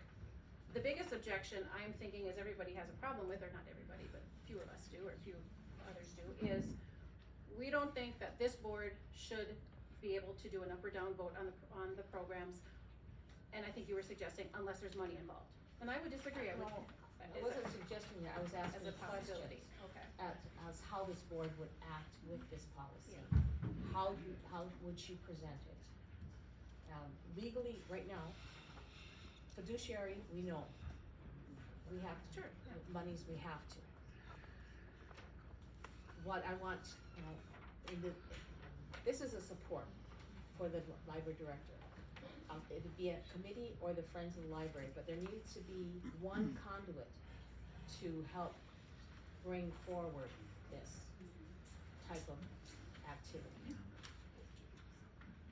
So, we need a conduit for how the public, how this board, future board speakers get ideas to Jackie, and how we get to the Friends of the Library to get volunteers to help implement some of these stuff. I think that would be accomplished easily by a Facebook post or something, or a volunteer form at the library that you could, print off if you had an idea, and you send it in and drop it off or mail it, or, there's so many other ways to do it. I already made a big list, a very, very long list of ideas. Okay. So that's simple enough, but the real question is, then does the library board sit back and have nothing to do with that? For example, somebody might want something totally inappropriate, and without our knowledge, that happens. And as a library board, we can't allow that. That our job is to make sure that does not happen. And if I could comment, I strongly urge you not to vote for this policy, and for the very reason of what you just said. This is not the library board's job to decide what is appropriate and what is not appropriate for every item. So I strongly encourage you not to take away the library director's job and decide. It's a slippery slope when we start deciding what is acceptable and what is not acceptable. I do not think it's any different than the book selection. We are not, you just said before that we review the books have been purchased. Awesome. We do not decide what books get selected and what books leave this library unless there is somebody complains about it. So this is the same thing. The library director should be making program decisions, and if the board of directors of this library start to look at the appropriateness and whatever for each one, it's a slippery slope, and I think it's a bad idea. I wanna piggyback. I do wanna piggyback. I do wanna piggyback on what you said. I agree with you in that I don't want a whole slew of, either side, right or left, Trump supporters, P-flag, you know, religious stuff going on.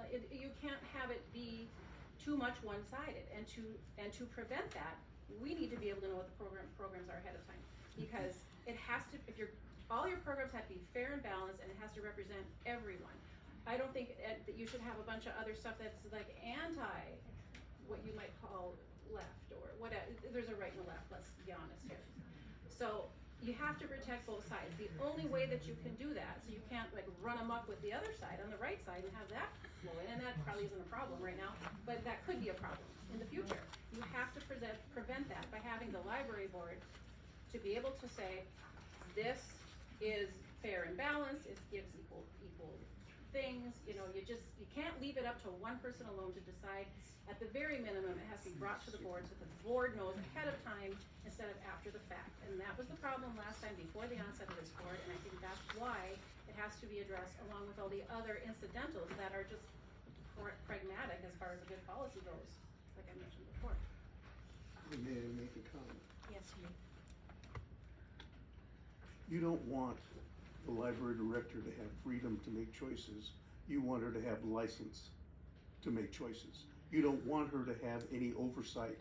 You don't want her to have any supervisors over her telling her what to do.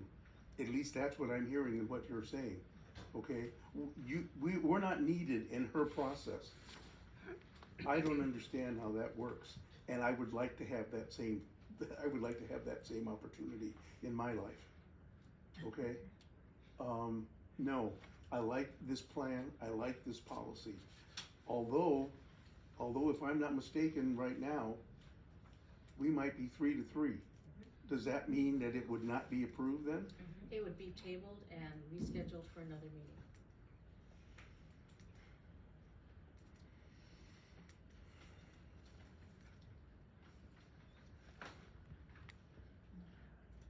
Do you wanna formally do an up or down to see how it'll go and then decide to table it? If that's We could appropriate? do that. And then, I do have one more question, Jack, before we do that. The programs that you presented tonight. No discussion with the board, but you've already got those all lined up. What impact does it have to you putting together those and presenting them for a vote? Of approval? Yeah. Well, And how you plan things, how you do things it would, in your job description. it would require me to get my ducks in a row faster, presenting it to you, and then making sure that most of the programs that I have at the library are free. They don't cost anything, or if they do, it's just, you know, snacks. The only time we have a paid one is if we have a donation. We have a donation from the Friends every summer at the end of the year to have a summer reading program. That's a paid one. The Friends give us a donation for that. That's the only time we actually go out and solicit a presenter to pay for something. The program that John is referring to, we were given a donation by a patron to have a diverse program. I was the one that asked to have that program to be on, I can't think of what I want now. Yeah, it's P-flag, but it was supposed to be on allyship. Oh, yeah. Allyship was not specifically for LGBTQ. It was to be an ally to any minority that felt alone, that felt that they were not being heard. It had nothing specifically to do with LGBTQ. Now, the people I asked to talk about that happened to be from PFLAG. There was a woman there from a social worker, there was a person there that is the head of PFLAG, and then there was a police officer. They made up the committee, they did it, they were willing to do it free of charge, but being we had been given a donation for that specific purpose, I paid them that $200 for that specific program, because it was a donation. And at that time that we received it, this policy was not in place. The board that was had been dismantled.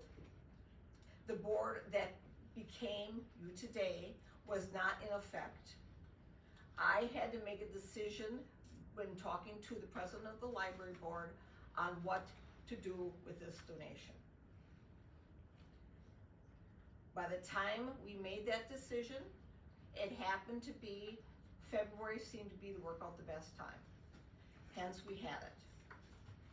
We now have a policy or possible policy in place to prevent me from ever doing that again. Again, it was not my decision to make. I talked about it with the library board that was aware of what was going on. I cannot help that everyone was not present at that meeting. And I cannot help that everyone doesn't remember what happens at the meeting. I presented it the best way I could. If we have money involved, yes, I would be glad to bring it to you, because there should be a list of money where that money needs to come from. For when I make donations that for these books that we've discussed tonight, I made that clear to everyone, so everyone knew exactly what money was donated, and everyone had a chance to talk about donated funds, because that is your job, to listen to about the donated materials. When I have a donation, I guess the thing that the board could decide is, yes, we want to use that donation. If we don't want to use that donation in the future, then it needs to go back. I cannot keep the money and say, oh, I know you wanted it for this purpose, but we're not gonna do that, and we're gonna go in a different direction. That, I don't know if it's illegal, but it's against my ethics.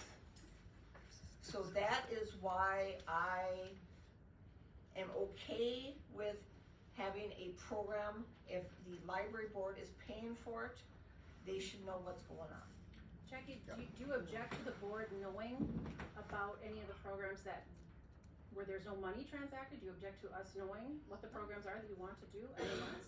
No, I try to make all programs at the library as well known as possible. Yeah, I mean, so otherwise to you give wouldn't us get anyone to come saying, in. hey, this is what we're thinking of doing, whether it's even by email, even if it's not before the next meeting. You know, just say, hey, this one comes up, you know, blah, blah, blah. The problem is, if I send that out to everyone, and everyone starts talking amongst themselves on email, then it starts getting into the questionable ethics of whether it is an open meeting or that not. would be up to us to make sure we don't violate it. Yeah, so that would be something the board needs to be aware of. Absolutely. If I could just clarify, ask you a question about your question. To me, the big difference of what you just said is the board knowing, which happens every meeting. We get apprised of what is going on, what's happening over the next few months. The difference is us deciding and which one is acceptable and which one is not, is making the decision, and that's what this policy says. And that is what I strongly object to. I appreciate your input, I disagree, but. I disagree completely, that's what the board is for. Yeah. We have oversight, That's we have what more DPI power. says we do, so. It even says the library board has more power than other boards, because that is our job, to keep an eye on what happens here. You know, I would Well, offer a does- suggestion possibly, in light of what David said, is maybe we need to go to DPI, not Northern Waters, I'd like to go directly to DPI, to the source, to say, you know, you're saying they would say, we're in non-compliance by making this policy, and maybe we need to find that out. At this time, would you move to table and bring that to the next agenda after DPI? I would be fine with that, yes, I would move for that, I don't But think we'll who get a would- vote on it. Who would find that information? Who Can- would? I will tell you, Ben is the fellow that's in charge of the public library. You can give her that Yeah. information. I have He's it, out. I have it. Is there a second to Helena's? I make a second. What was the motion? To table this. and bring it, the policy as written to DPI to see if it would be in compliance or not. And does it need to specify when it comes up again? In, The motion to table? June. No, geez, July. Any further discussion? Yes. I don't think it matters whether we are out of compliance with this. I don't think that should be a deciding factor in whether we take away the library director's job or not. I think it's a different issue. I think being out of compliance is not a major criteria. My point, my argument is that we shouldn't be doing this whether we're out of compliance or not. We shouldn't be changing the library director's job and making decisions on operational things just as we don't do books. So I don't think checking with DPI is all that relevant. And I don't think, I mean, that's fine, but it's not, in my opinion, should not be a deciding factor. The deciding factor is, should this board be making micromanaging decisions on every program that comes through this library, just as we don't do with materials? I don't see the difference between those two. We do it with social media Can I policy that just- you've created, can I and just we're add- doing it with the material selection policy, and we do have a right to know what happens in this library. Yes? You've stated your position about why you oppose it very eloquently several times, and I just think that we should address what David brought up in that, are we in non-compliance? I think that's what we have to do. He had that question, I think that needs to be answered before we do an up and down saying, John, let's did not you do have this, let's not do that. Sorry, John. I think we need to address this.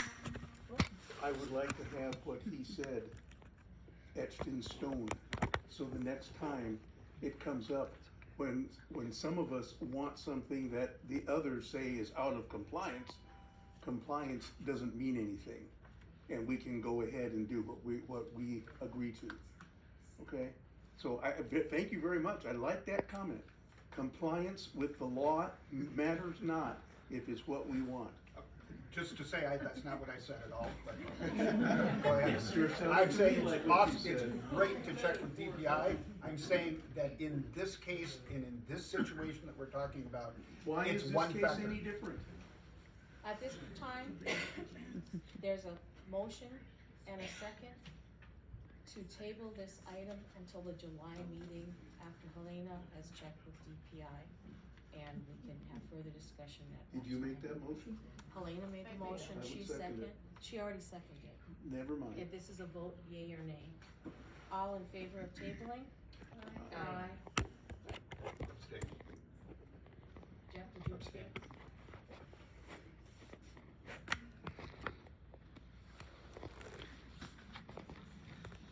Okay, moving on. Northern Waters and ALA, there was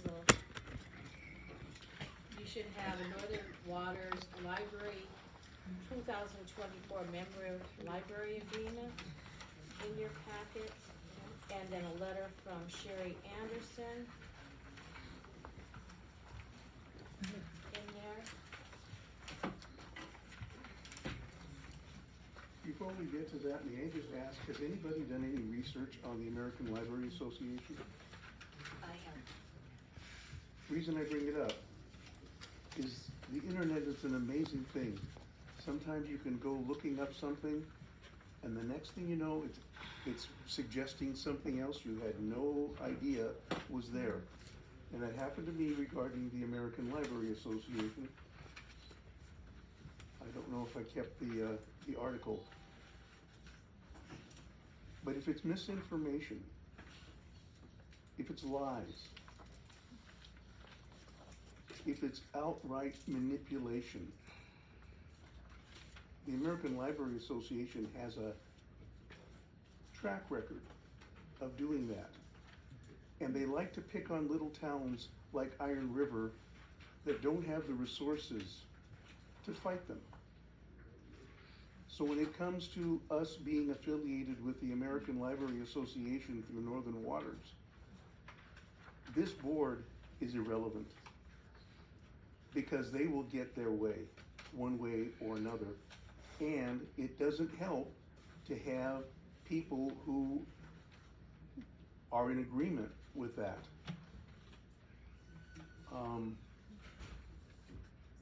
I wish I didn't know all that I know. I really do. It would be so nice to be blind. But I do know this.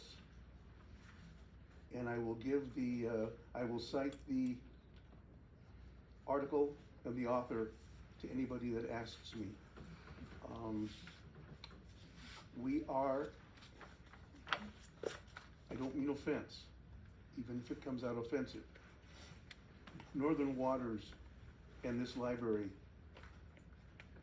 don't have the mental or financial resources to do what's happened here this last year. There is a puppet master, and that puppet master is the ALA. And that's all I gotta say about that.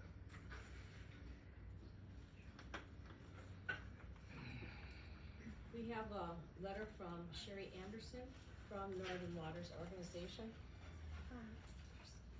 Excuse me, I would just, and I don't know if this is possible because it's on the agenda. I would prefer, and like I say, and if we can't do it, it's fine. I would like to do this as a special meeting that was, like it was requested back in April, because I feel like That was it's. a closed meeting, it was requested, not a special. Okay, well, I think we should have a special meeting, because this is a lot to go over, and I haven't even had time to review it. If I have any questions, I don't even think I could come up with them tonight without me having more time to go over it. So I'd like to have a special meeting about the Northern Waters topic on the agenda, instead of trying to pack it in tonight's meeting. I just feel like that's a lot of content to go over tonight, with not a lot of preparation. That's just my personal preference, so. Is that a motion? That is a motion. I would make a motion to have a special meeting just for that topic and nothing else. 'Cause I it's a lot. second that. Can I, I've been this route before.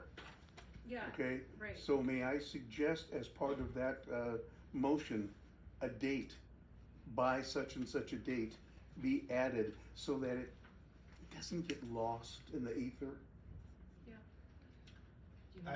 Yes, I have a comment. I would like to make a comment that I would either like to continue it with tonight, or if we have a special meeting, it would be great if we could articulate exactly what we're doing. What is the topic? What are we gonna do in this special meeting? To be really specific about what are the questions, what are we gonna be deciding? Because is it just, are we going to be in Northern Waters, are we not? Is there, what's going on? And let's have some substance to the meeting. We wanna know can I what say their something? involvement is, we don't know much about them, it's, very big, Well, basic what's the questions. question? So at this meeting, Yeah, we could invite Sherry Anderson to come to answer your questions regarding the Northern Waters Library System and its involvement with the AALA. Because To she me, would, that would be, that's immaterial. how do we get the answers if we don't have? Well, any you don't go to sources? her. She's the director of our libraries, Northern Waters I Library know, System. but I'm here sitting here saying she's part of the problem. But So- wouldn't you want your questions to go to her? It would be also? like listening to Fauci on the stand. Okay, quiet please.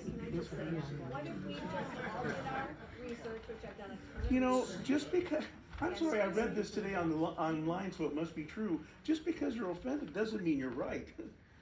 Again, at this time, last time, I'm reminding the audience and board, the board is responding to each other and acting with each other. The audience is here to listen, not make side comments. Last time, because I will invite you all to leave if I have to do it again. This is a library board meeting. Please let us conduct our business without side comments. Thank you. I'd like to get back to Jeff's question. What is the purpose of the meeting? Is it to determine our relationship with Northern Waters Library Service? For me, and I can only answer for myself, I have a lot of questions about the scope of their involvement in our library. as in comparison to what's allowed by statute. So I think there's some issues there that cross over that I would like to know if they're appropriate. I wanna know how involved are they in our library, and if it's legal. I mean, it's a legal thing that I have questions about. So that would be my question. So it's not like making a decision, I just have a lot of questions about the scope of the involvement in our library and their role. Fair enough. I've read the letter and the description and the contract, and it seems fairly straightforward. It does seem for it in contract, but maybe what the contract is and what is actually happening are two different things. That's my question. And I might add, they also have special committees that I'd like to talk about, that we don't even know anything about, and done a lot of research that I'd like to present at that meeting. Sorry, Northern Waters, can you just clarify? The No, Northern Waters I- Special Committees? Yes. Oh, okay. Yes. There's been a motion and a second to table this item to a special meeting. To be Could we actually held put- could we have a within date on or that? by. Yeah, that's Within the what, next we week? have a calendar she's pulling up right now. Okay. I was gonna say, if you give like 3 or 4 dates, you know, several weeks out, I could check with Sherry to see if she could probably answer a lot of the questions that you would have. I would say I don't have questions, I have information I'd Oh, like you to can share. still share. And I have questions, so if I could comment, I like the idea of having Sherry come here too, so we can have the questions that we all have. And also, if we're talking about Northern Waters, it might make a lot of sense to have somebody from Northern Waters. Do you here. have 3 dates you can?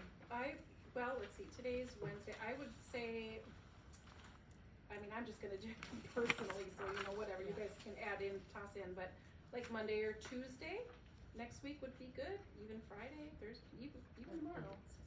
I mean, I'm very much unavailable on the 26th and kind of been on out, but What's the date on Monday? 24th or the 25th perhaps. I have things going on that day, but, for sure on the 24th and the 28th. The 25th, would that work for you? Tuesday. I'd have to look and see, I'm trying to think of well, Tuesday the 25th, we have Dungeons and Dragons here at, I mean, they're in the conference room, but there is a program going on from 6:30 to 8:30 that night. Is that a problem, you think? It doesn't have to be. no. As It long could as be they're down there and we're down daytime. here, it shouldn't be a problem, but Okay. just so that the board's Evening aware. is easier for me. So, What day day is or easier? Evening is easier for Okay. me. I could possibly do the 27th in the evening, Thursday, Sunday evening. Yes, that would be good. That works for me. Sorry, what's the date? Thursday the John, 27th. update it. 27th? What date? July 27th. Thursday, June 27th, 6 And I would p.m. say, this doesn't have to be exclusive of Sherry being here, she can be on Zoom, she doesn't have to physically be here. I will check and see what her availability is. If she's not available to be on, even on Zoom, do we wanna reschedule? Yes. Yes. And So we can get back we're to looking you at with that. June 27th. Yes. Are you, so you said Monday or Tuesday would not work, correct? Monday, I can't remember what I have, but I have something Monday the 24th, and I'm gonna be out of town on the 28th. So right now, Thursday, June 27th at 6 p.m. Okay. I've just backpedaled one Yeah. second. So there's nothing really could we have it on, the 25th would be better for me, so I'm just asking, I'm fine too. could we do it on the 25th, even though I know there's something going on there, we can Yeah. still do it here? Yeah, as long as all the board is Yeah. aware that that's Yeah. going on down Could there. we do the 25th? June 25th? That would be my preference, if What that's day of the okay with week the is board. that? Tuesday. That would be a little better for me. What if that time? works. 6 p.m. And then we would have notice of it posted. You said 6 p.m.? Yes. So that's Tuesday, June 25th at 6 p.m.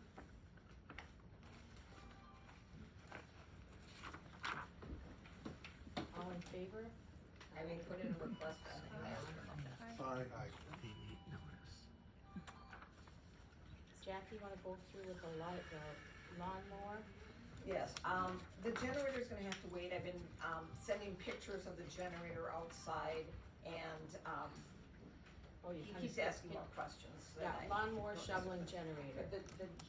lawnmower, you had gotten these a couple weeks ago, but I printed them off again so that you can see what we have. We don't have a lawnmower at all, it's dead. So, we need to get one. What I've been doing up till now is my husband been taking a weed whacker, and I've been taking, a real mower and going over it, but it's, And that's just for this area over yeah, here. just for this area over here. What I found is that this is from the 2022 buying guide for, Consumer Reports. And they have 2 Ryobis and 1 Ego, and it's been a while since I looked at this, and I was requesting the Ryobi, the RY401110, which is $300, because overall, it is better across the board than the top one. The top one has better features on a specific thing, but the lower one I thought had overall better even, reviews. Better reviews. But it's not self-propelling. It's not self-propelled, but my whole goal is to, I've got 2 young men lined up that are willing to mow the lawn, but they need a mower. And so, they're young and, for what I was doing in the past for $10 or for donation of hours if they need them for school, usually one of those, and then they're willing to usually do it. Jackie, is that the Callahan property or does the town do No, that? just the. Right now, the town property is doing the Callahan Okay. property. And it's This would for just be out this whole little patch out Okay. here, so. So which is the one you're in favor of? I was leaning more towards the lower Ryobi. Where is that? It's the third one down. Third one down. The Honda? No, the pink one, this one here. This one right here. Oh, okay. Cause we had talked about having an electric one because part of the problem with the one we had was it was a gas and oil one, and I don't know what happened before I got here, but, the gas would be old, the oil would be old, and it wouldn't be processed, and it would sit there all winter, and it wasn't a good thing. And it would prevent us from having to have, fuel every time and have it, taken care of. This one these are electric ones, so you plug it in and it'd be a battery, I should say. You plug the battery in, you put the battery on the machine, and it would go. And the $400 would come from some budget area we already have. Yeah, I could probably find it either like at Fleet or Menards or. No, The money, the what budget, our budget. money. Oh, money in the budget? What line item we- would it come through? We have a line in the budget through the city for maintenance and equipment. I have to look to see where it's at, but that's where it would be And best to come this out of. would also be an opportunity to use the monies that the library directors have in their checking account, if the line item is not covered. As long as you got the money to cover it. Yeah. I don't really care. Is there a motion to approve purchase either through a line item or the library director's checking account? So With moved. the motion, Barb? And who was the second? I'll second. Who was up? Jeff? Yeah. All in favor? Aye. And then, shoveling. I have yet to find someone else who's willing to do the shoveling, and, Winter shoveling, pardon me? the winter sidewalks, you mean? Yes,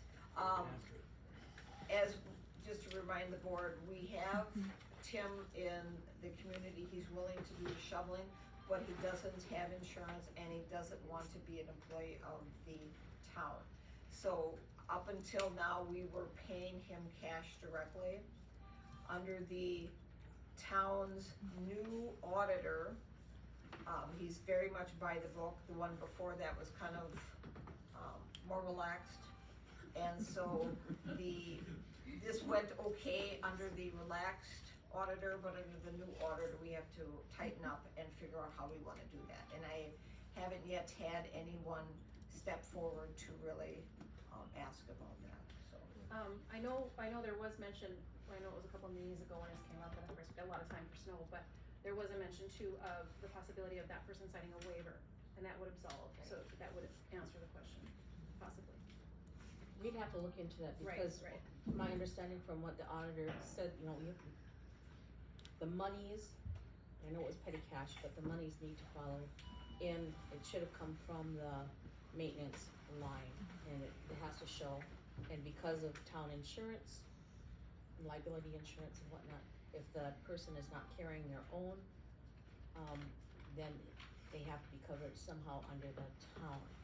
So if it's right now there's a volunteer waiver, but that doesn't cover a person who would receive monies for it. Okay. So that's an issue that we'll have to continue to work on. Thank you for bringing it back up. So that's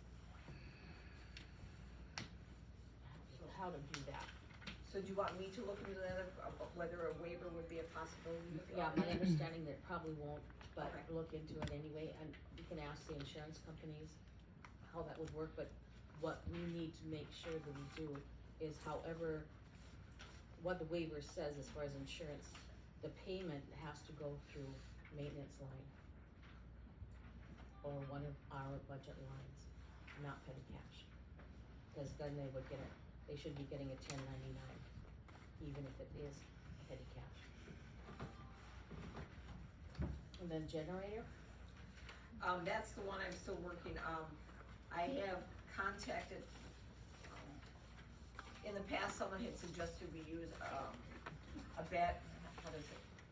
It's not a battery, it's it's not a gas generator anyway. And, it's more of a wind and sun, and so I'm trying to get a quote and get more information about it, but he needs more information from me because he needs pictures of the generator, he needs, all the parameters of how it's connected to the building and And so then forth. would you remind us how old this generator is right now? It's at least 20 years old probably. So and I will say, we had it, run through the Warren with Iron River Repair, he got it working, and, in, I think it was April, right before that last snowstorm potential, Andy did get it working, but it took him a while to get it started, but it did start and it did run. But, so it's not dead in the water, but it's probably limping along, so it's something we should, look at maybe within the next 12 months. And that's one of the things we've asked the director to please get all of the computers are on a replacement rotation. We want to get all of our furnace, our generator, all those things on a maintenance list and how old needs to be replaced, looked at, computers, the printers, all of those things, so that we don't run into a situation down the line because we haven't followed through on the maintenance or, 20 years old, we better start thinking as a board, this might need to be replaced. So that we kind of a little bit more updated on things instead of like, oh my gosh, everything broke down, we need the money right now. On that, so that's just, hopefully that'll help us get everything back in line as far as timely replacement and maintenance. Anything else, Jackie, on the generator now? Friends, Jane, where are you again? Thank you. Yeah, Jane Austin, I'm president of the Friends of the Library. As you may have noticed, last Saturday out here by the gazebo, we had our annual June sale. We had a very successful sale, great, really good weather and traffic. But I really want to thank the many volunteers that show up to move the thousands of books out of the basement and help getting set up so we could have a sale, and then at 2 p.m. Moving them all back again. We earned or raised from the sale last Saturday nearly $650. But we have a lot more books to go that have been generously donated by people in the community and as the library weeds their books. So we have funds that we get from our book sales and from the Friends Corner go to directly back to Jackie in the library for purchase of books, for programs, pumpkin carving, and other items that are needed, like some of the items in the baskets back here. And also, the Friends of Already also are willing to donate monies toward fencing. Yes, that's what I was gonna speak to. Town has purchased the library next door here with the carriage house. And there is an interest in, or a desire to have a fence to separate the Callahan home and that property from the public, which is now public property, the carriage house. And the original discussion, I believe, was for a chain link fence. And, among the friends, we said, a chain link fence isn't very classy, doesn't really meet the, desire, especially for if the carriage house is going to be a historical, building that's gonna be on the historical register, we need a nicer quality fence. The estimate that Cassie provided me was going to be close to $7,000 or about $4,000 above 100 feet of chain link. The friends agreed at our meeting this past Monday that we would like to offer up to $4,000 to cover the difference between the chain link and this really nice, it's basically a wrought iron with 3 rails across. You may have seen it in a number of buildings, but And then quite classy. I was still waiting for another quote from Superior Fencing. They haven't followed through, so I'm gonna contact them again just to see if I can do some. And just for everybody's knowledge, because this is less than $25,000, we do not have to put it out to public bid. If it's 25,000 and above, we'd have to advertise in the newspapers, et cetera, et cetera. But this way I can go to local, Dairyland Fencing was this one, and Superior Fencing was another one, and there's one in Ashland. So if you're wondering why you haven't seen a request for bids for fencing, it's because under the state statutes, it's less than 25,000, I can seek out individual bids. And then, Question? In terms of height, in terms of the way it looks, what's the difference between the cyclone fence and this one? I believe they're probably about the same height as a chain link. I remember looking at the sheet that you emailed, it's 100 feet total width. But I believe they're about feet tall. And it's got both, of course, a top and bottom rail, and also a second rail about 6 inches below the top rail. With, but it looks like a nice, clean wrought iron fence. it's black. In black. But it keeps, like the chain link fence would keep critters and people out. This all between the rails, it also has something. Yes. Oh, okay. Yeah, I well, didn't, it I has didn't know the vertical, picture. I couldn't picture it. Okay, thank you. Yeah, and you see it in many public buildings or public spaces in many communities. That type of fence is pretty standard. Thank you.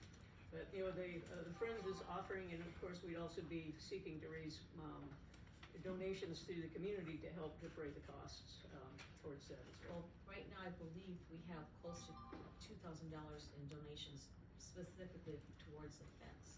Great. To start with, and with that, it almost Yeah. covers the whole thing. Thank you. Anything else, Jay? Nope. Okay. Signage. There was a patron request to have some type of signage in the entryway of the library, asking parents to monitor children's reading materials because of library content. This library contains materials that might be offensive or violent, sexual. And right now, I haven't found anything against it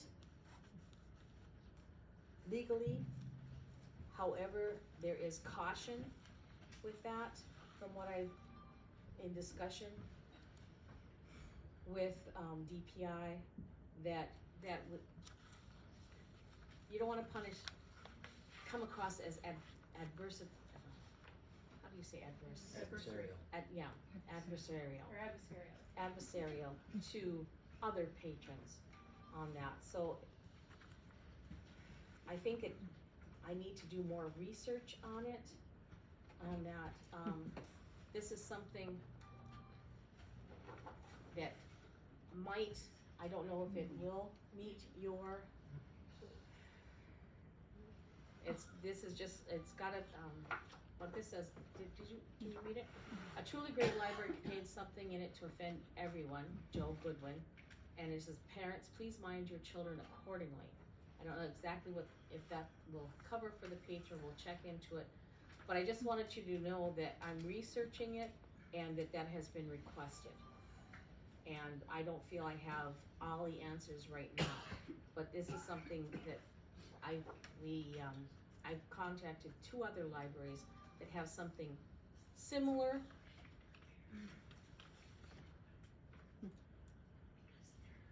So I'm still looking into it because I don't feel I have enough information to back up a decision and ask for a vote at this time. But it is something that's being looked into. I just wanted to inform everybody of that. Okay, moving on, using Zoom meetings. Could you, at a later point, at a later time, send a PDF of that to each of us, so we can Let me- remember it, yeah. you know? Yeah, when let it me comes write up later, PDF, Just a I'll PDF, have to just learn how to via do email. that. or Send. whatever. Okay, Can I see it right now? there you go. I like the quote about the great library. I mean, I think that's needed. I think it's just a great quote, you know? It's- So I'll look into it and we'll put that on, to finalize in the July meeting. Using Zoom meetings.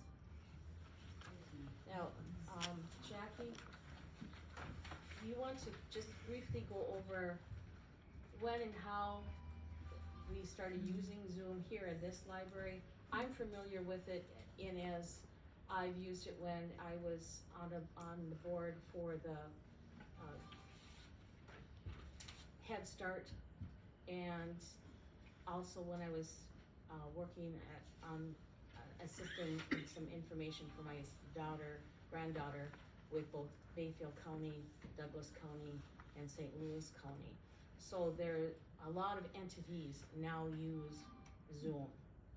But you wanna go give us a brief history as to how we started using it here in this library? During COVID, we were not allowed to meet, but we still had business to cover, bills to pay. And so we started using Zoom as a way for the library board to meet and discuss library business. During COVID, the Northern Waters applied for a grant so that every library in the Northern Waters could get an owl for that purpose, so that when we have these Zoom meetings, we can see who's speaking, we can hear it, and it does provide a link with Zoom so that we can have closed captioning for those that are unable to make it, for those that are sick at home, for those that are not able to be there in person. Now, in this room, we don't have a screen, but if we were in the meeting room, there is a screen that shows the screen that she has on her computer. Yeah, we could connect it with the smart TV in the conference room, and it would then show up above who's speaking and be able to. Who's listening. And who's listening, and hone in with the microphone so that it's more usable for people that have hearing issues. So Is was that contraption there part of Zoom? Yes, we have a Why Zoom is meeting it, going why is on. the camera still facing in this direction after I asked it not to be? It turns with the speaker. It goes to the voice. It goes wherever the voice is. Yes. But if that card was in front of it, in this direction, it wouldn't matter where it was pointing, it would have to go through the paper to see me. I don't want my image on that. In an age of AI and digital technology, anybody can take that image and make it say or look like anything. And if you can see my screen here. You are not on there. Go ahead and speak. But I can't, I don't have that screen in front of me. But if we were in the conference room, you would. But what I'm saying is this screen this is what people see at home, is what I'm seeing. So we have the card over it so that you are not being filmed. And so you are not seen, whether it But be. my voice is being recorded Your too. voice is being, we're not recording anything. How do you know? Because I haven't hit the record button. No, you. How do you know it isn't being recorded by other people? That- Like I said, in an AI digital technology world, people can take that recording and make it say anything they want. I believe only the host is able to record. And I'm the host. Can I ask what the question is here? What is the concern? Privacy. This is a public meeting. No, my image is private.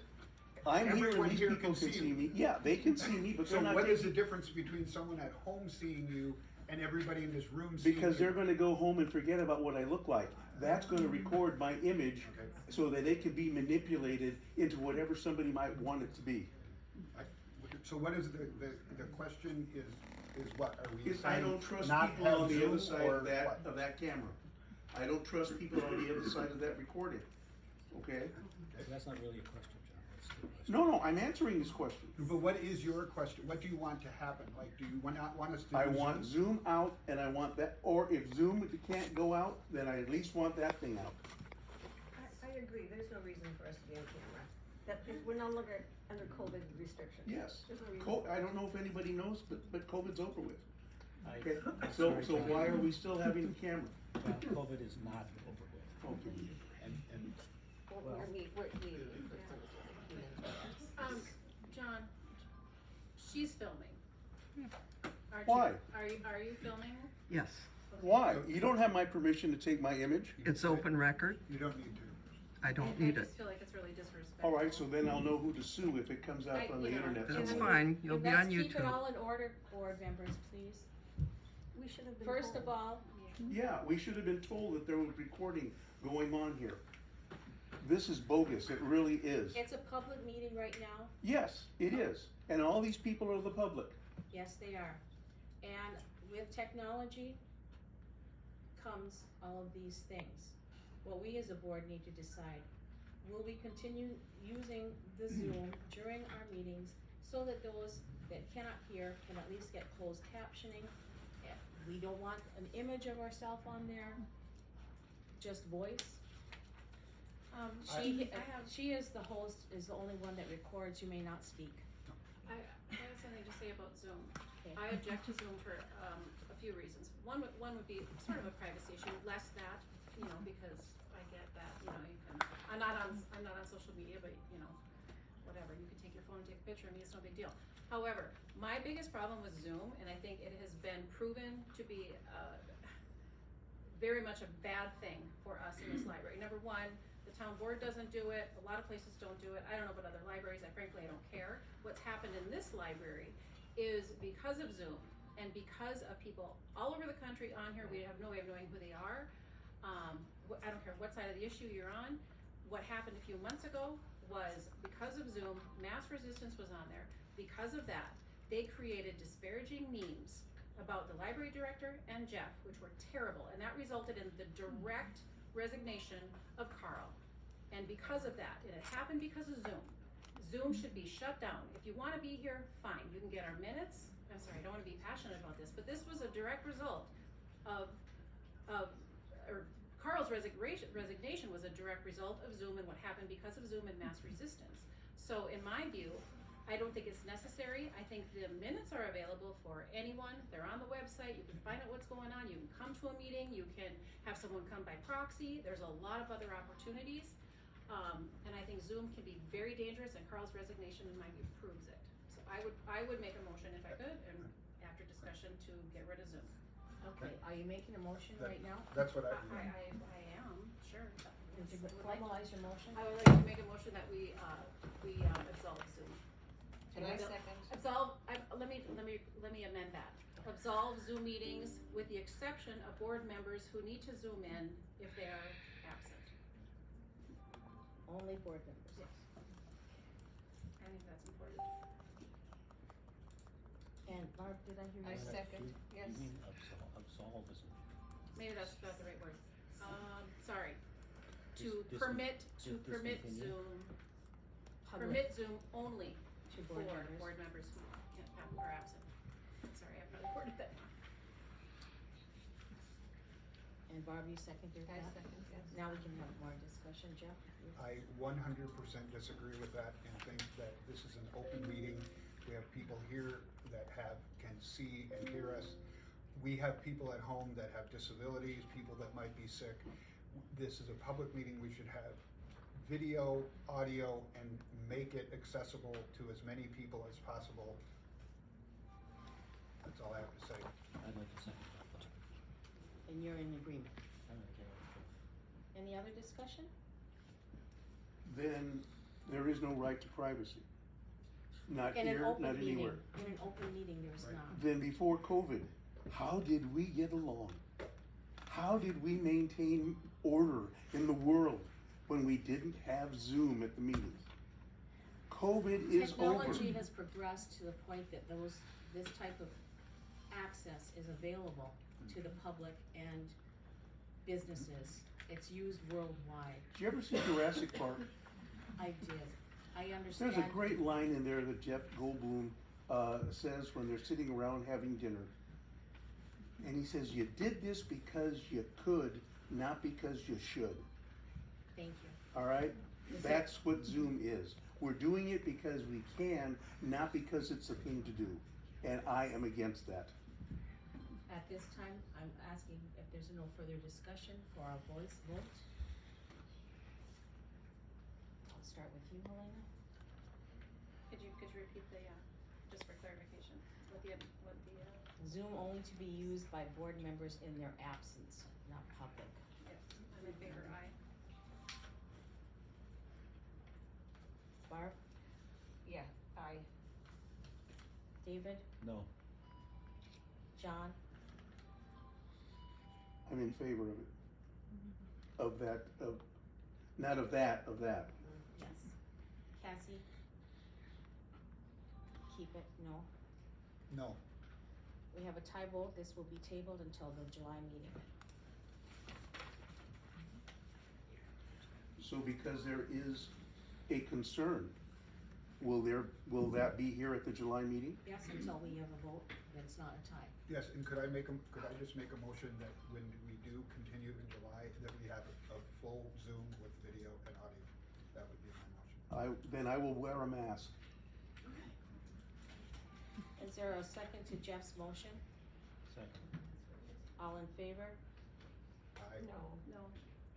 No. 3 no, again table, till July.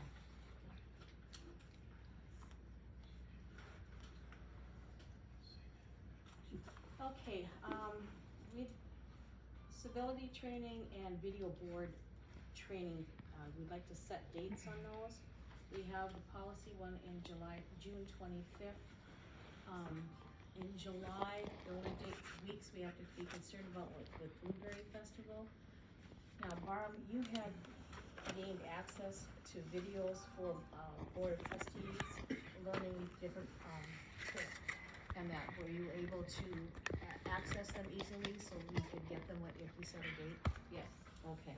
it's on And- YouTube, yes. Yeah.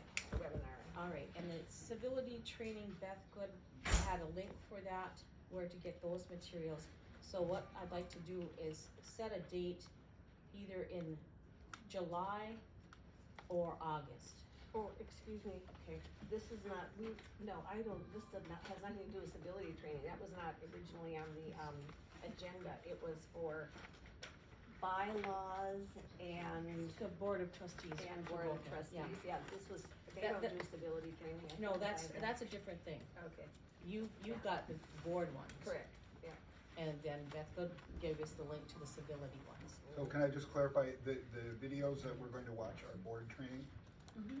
Okay, and could we have access to those ahead of time so we can look? Can you find So- that out, if we can get them from, and I'll have do them that. available? And which of those topics were we talking about? Or were we- She's gonna bring us a list Okay. of what they are for the bylaws. Cause we establishing bylaws and how we do that, how the Board of Trustees does that. But the videos that she found kind of go into what the library, trustees essential, go through in more detail, is my understanding. And Jeff, you would like them to be available so that you could view them on your own? Ahead of if you time, can't so be we at the at meeting? least understand what kind of, Because my what thought they're was, saying. for those that could meet, we could all be in the conference room to view them also, so both ways. I don't understand, what's the need? Just to train ourselves. No, to become what's his better. need? Pardon? Why, what's his need? To see it at another time? If he cannot be there at the meeting, No, he's just then he asking- can see That's it not what he individually. said. He said he wanted to see it ahead of time. It's What's like the an need? agenda, it's like an agenda item, what, we're having board training, what. Just what are- looking what are at we it, doing, what it is. What's happening? Preparation. Yeah, Yes. So if we all see it ahead of time, we don't have to see it at that meeting. no, we do have to see it at that meeting and review it and go over it and see how we can adapt it if we need to. And if everybody in agreement at the meeting says, I'm comfortable enough for discussion, we can move forward. Okay, On and that there's no subject. discussion during No. the meeting, it's just the Just- videos for a couple of right. hours and we can talk about it after. There's Yeah. no interrupting it and then talking about it and, you know, it's a video, a long one. Well, that gets to my question. What's the length and how many are we talking about? 2 videos, bylaws, and the other is trustees handbook. And we may have to do them separately, 2 hours for one, 2 hours for another. I'm not certain if it's Well, exactly, just have to get all that information, find out, yeah. So can we set a date just for the bylaws?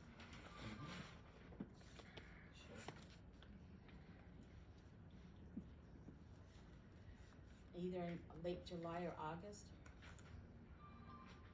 It have to be August. I feel like August is better, summer's so busy. Okay. And you have the calendar, I have my, on my phone. August, we're looking at, and you know, I'm open to doing these during the day, yeah, so my, cause there's no business being conducted. And most of us are retired. I would be open, I'm pretty much open. And days are bad for you in August? Well, it depends on, it depends. Okay. So, August should we is not, just, not a good month for me. Oh, it's not. But I mean, well, if we, What dates are you especially if we do it available? in the evening, Okay, what dates are you available? 13th, is it good? Fif- is it good one? 15th. Okay, should we start with just like one at a time, the 13th? August. What day is that? That is a Tuesday. Are you saying evening or day? Yeah, evening would be best. Would be better. If No, possible. I can't. Not on a Tuesday evening? What do you have? Board meeting. Yeah, what do you I have, write the what newsletter. other dates do you have? Oh, probably anything. But Oh. Tuesdays. I'm Okay. pretty much open. How about the 14th, Wednesday? That works. for Perfect. me. And what day is that? That is a Wednesday, August 14th. Wednesday, August 14th at 6 p.m. That'll be the bylaw video maybe? Yes. Okay.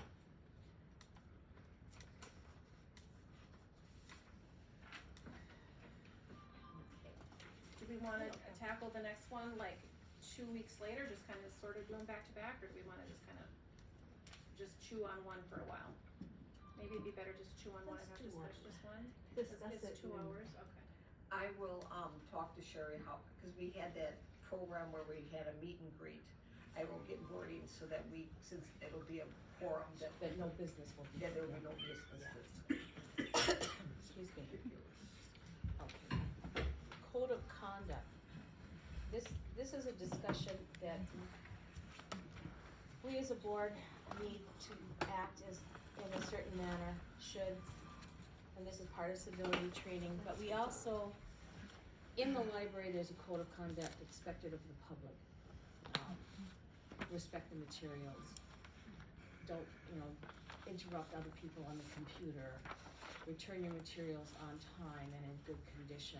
And we're also asking at these meetings for you to respect what happens here, and that we don't want to be having any, of course, physical assault of any patron or employee. Attendees disorderly conduct by creating noise, profanities, electronic interference, like a radio, phone, that type of thing. Computer dinging and donging over here. Yes. Intentionally damaging, destroying library property. We don't have anything in a policy like that, and I don't Please know stop that that.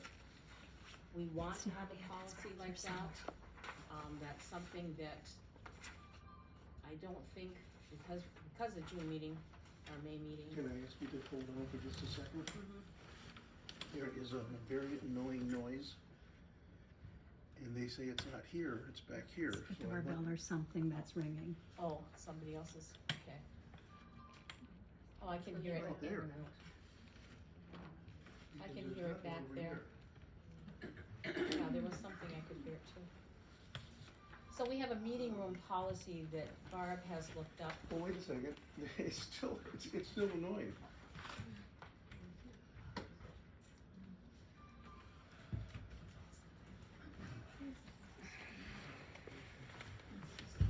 And this is something that I'd also like to see tabled so that each person can actually address it, study it, and bring their recommendations to the next meeting. The current, this is a current policy we have, or No. a proposed? No, proposed. Okay.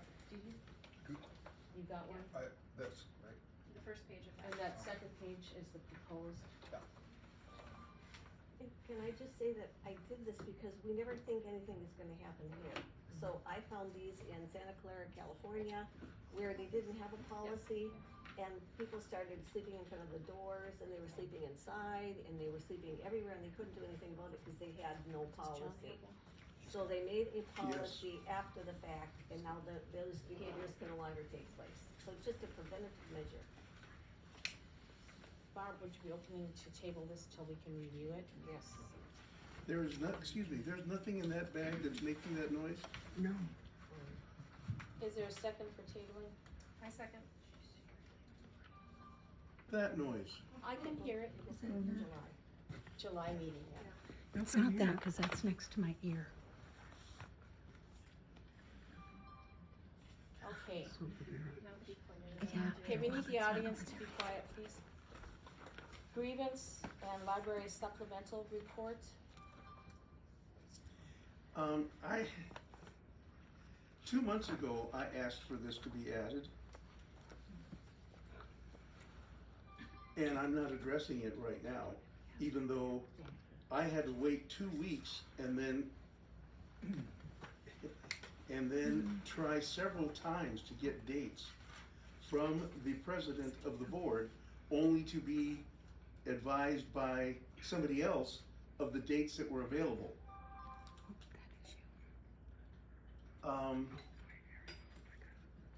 For that reason, I would like this, since it's, We're taking care of it. We got it. Thank you. so I was right then. You were right. Yes. So much I could say, but I would like this to be on next month's agenda, and since this is the third month it's been discussed, I'd like it to be old business, so it'll Okay. get handled sooner. Is it something that needs to go into closed session? We can't have closed sessions. We I've can. already asked for this, and I was told, no, that We can't have- happen. We have to, and that's down here, clarify, when we go into wanting a closed meeting, we first have to have an open meeting. We have to set the agenda, and we have to say, we're opening this meeting, blah, blah, blah, blah, blah. This is the agenda, it's approved, blah, blah, blah, blah. We are now, then there's a motion to move into a closed session, and it states the statute. Rich, do you remember the statute? But it's by state statute that you can move into closed session for discussion like employee wages, discipline, that type of thing. Is this a personnel, this grievance and library Yeah. supplement, is this a personnel thing we're discussing? Yeah, can I? 'Cause that what's- should be a closed session right from the start without an open. No, you have to, start, isn't you it? have to start the meeting in Okay. open session. And is that what we're And doing? set Is it the a- agenda, Okay, I'm just clarifying, and then per state statute, and you have to, when you post the agenda, you Yeah, have to list the state statute. no, and that's fine, there. I'm not Yeah. disputing that, what I'm saying is, really, truly, my question is, this grievance and library supplemental report, are we discussing personnel stuff? Is that something, is that a Well, that's what I closed was session trying to do 2 months ago, and I was told, no, that has to go to a closed session. And then after I said, okay, let's have a closed session. No, we can't have a closed session because of this, so we have to have an open session. I'm just- So, No, No. the topic You were of told what that it we is. had talk to about a code, open- you talk about a code of conduct and civility, all right? And- If I was still in California, I'd say, this sounds like racism to me. But nothing I seem to want ever gets put on here correctly, okay? But I know there are no racists We here. tried to discuss having a closed session, and because we need to go into open session, it's by state statute. We have to start an open Fine, session. I don't care. And then go into closed session, and that seemed to be something that was not acceptable to you, starting in open and then going in closed. No. At this point in time, let's set a date to have a closed session, totally separate, so that we can do just that. Starting with an open session. We have to start in an open session and then go into closed. Name the date, Wait, name the before, time. before we do that, I just want one clarification. I'm still really, like, what is a library supplemental report? I don't understand what we're meaning about. I agree with that. What is that? I'm not, What is- I'm not what sure. are we doing? I'm not sure what the topic is, if maybe something. The grievances will lead to that. Oh, okay. Okay. Library. So, in the supplemental report, I mean, I guess I don't understand I was the just topic. curious about When we go into closed session, you'll be explaining that? Probably, yeah, that would be a better way to put it. Okay. Because apparently we can't talk about personnel in an open meeting. No. All right, so fine, Okay. yeah. A way to enhance, elaborate on information provided us. I'm looking at her calendar. Can we have this scheduled in July prior to the July meeting? July meeting is The July meeting is, let's see, the third. 17th. July 17th is the regular board meeting. So do we have any open dates the week before for a closed session? How about the day before, 16th? No, I prefer not the day before because we may need time to digest what we discovered. You're gone the week before. Okay. When do you return? I don't return until, actually, I'm supposed to return, July 19th. So, Would you be remote for the meeting, I for either of those? possibly could. Okay. But maybe not. It depends on if I have. It would be by phone or Zoom, so if you're. if Phone you're I not- could do Zoom, I don't, Okay. it depends if I have a signal where I am. Well, you wouldn't have to do Zoom, you could just do a straight phone call, I could do a straight phone call, yes. because that's legal to do that as long as we recognize you. And could that be for both? Pardon? For both the closed meeting and Yes. the open meeting? Yeah. Okay. Yeah, I could do that, yeah, unless I can do Zoom, it would be Okay. preferable. So what, So if you're saying, like, so I could do it anytime if I'm Zooming, so whenever you guys want Zooming me to. or phoning? Or July phoning, 9th? I could do phoning either. The July 9th. 9th? Is that July 9th, John? David? That's fine. I think so. I have We a were talking in the evening. area foundation meeting. Oh, forget that then. 11th? 11? Sure, I could do the 11th. July 11th? Will you be here in person? No. And what time would be good? Whatever's fine for whatever everybody else says. John, what time is good for you? 6 o'clock, just stay the same, 6 o'clock? July 11th? Yeah, Yeah, 6 o'clock is fine. okay. 11? And what day of the week is that? That is a Thursday. A Thursday. I can't do that. I'm not available. I will say this, I think Helena has such good ideas, and oftentimes when she's on Zoom, she doesn't get a chance to talk. What is the hurry to do all of this? Let's wait until she's available in person, Okay, please. find a date that you're available in person. But, I mean, I should be able to do that, I should be back the 19th in the morning, so I could probably do that night then, or, well, But the next board meeting is the 17th? Yeah, that's what yeah, she's Would trying be to after. that's the do. You problem. have it, you don't have anything available prior to. No, I'm leaving the 27th for 3 weeks. How about if we do it after the 22nd, the Monday or Tuesday, 22nd or 23rd of July? That I should be able to do. Well, he wanted it before. Right, so Are you I right? would have, there's no way I could be present, I would have to Zoom in or call. What do you have the last week? The Of last, June. when I leave, Right. I'm When do you leave? I am Anything leaving prior? on the 28th. we're already doing the Northern Waters meeting on Tuesday. I could possibly do like Thursday the 27th. Are you guys open to doing Thursday the 27th? Two meetings that week. Yeah. John, are you available? So another board meeting goes by before this again? No, it would be, June. no, we could do it before, if we do June it, 27th. if we do it next week, is what we're at. Thursday next week. I'm 80% sure that's okay. Should we just lock it in for now? Yes. 6 p.m.? Yeah, June 27th 6 p.m. at 6 p.m. This is to discuss the grievances, right? Yes. Yeah.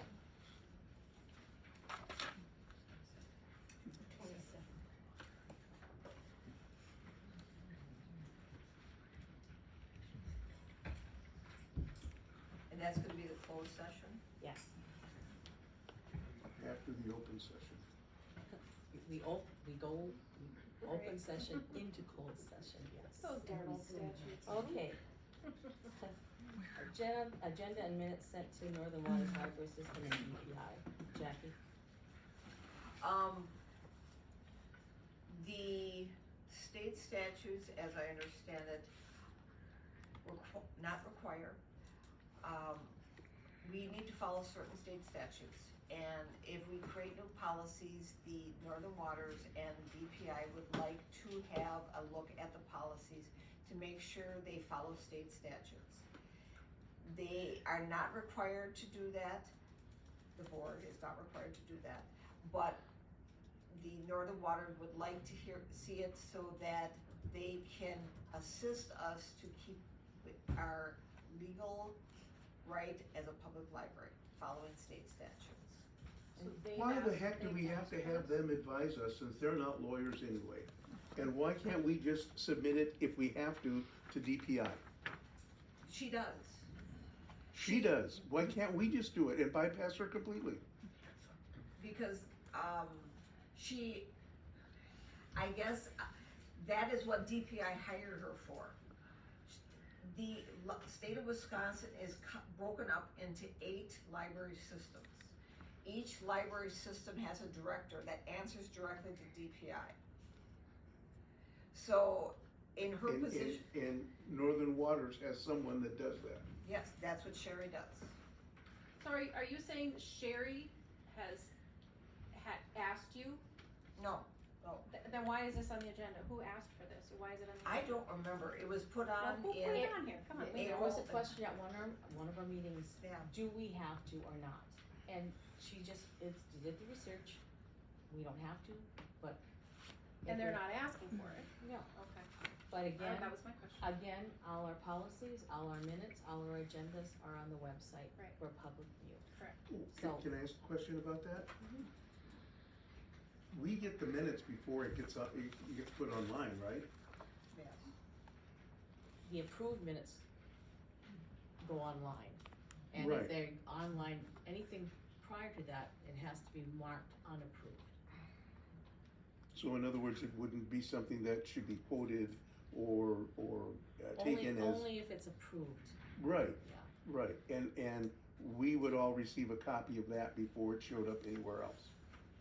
How often, once the book minutes are approved, how long does it take you to post them on the website?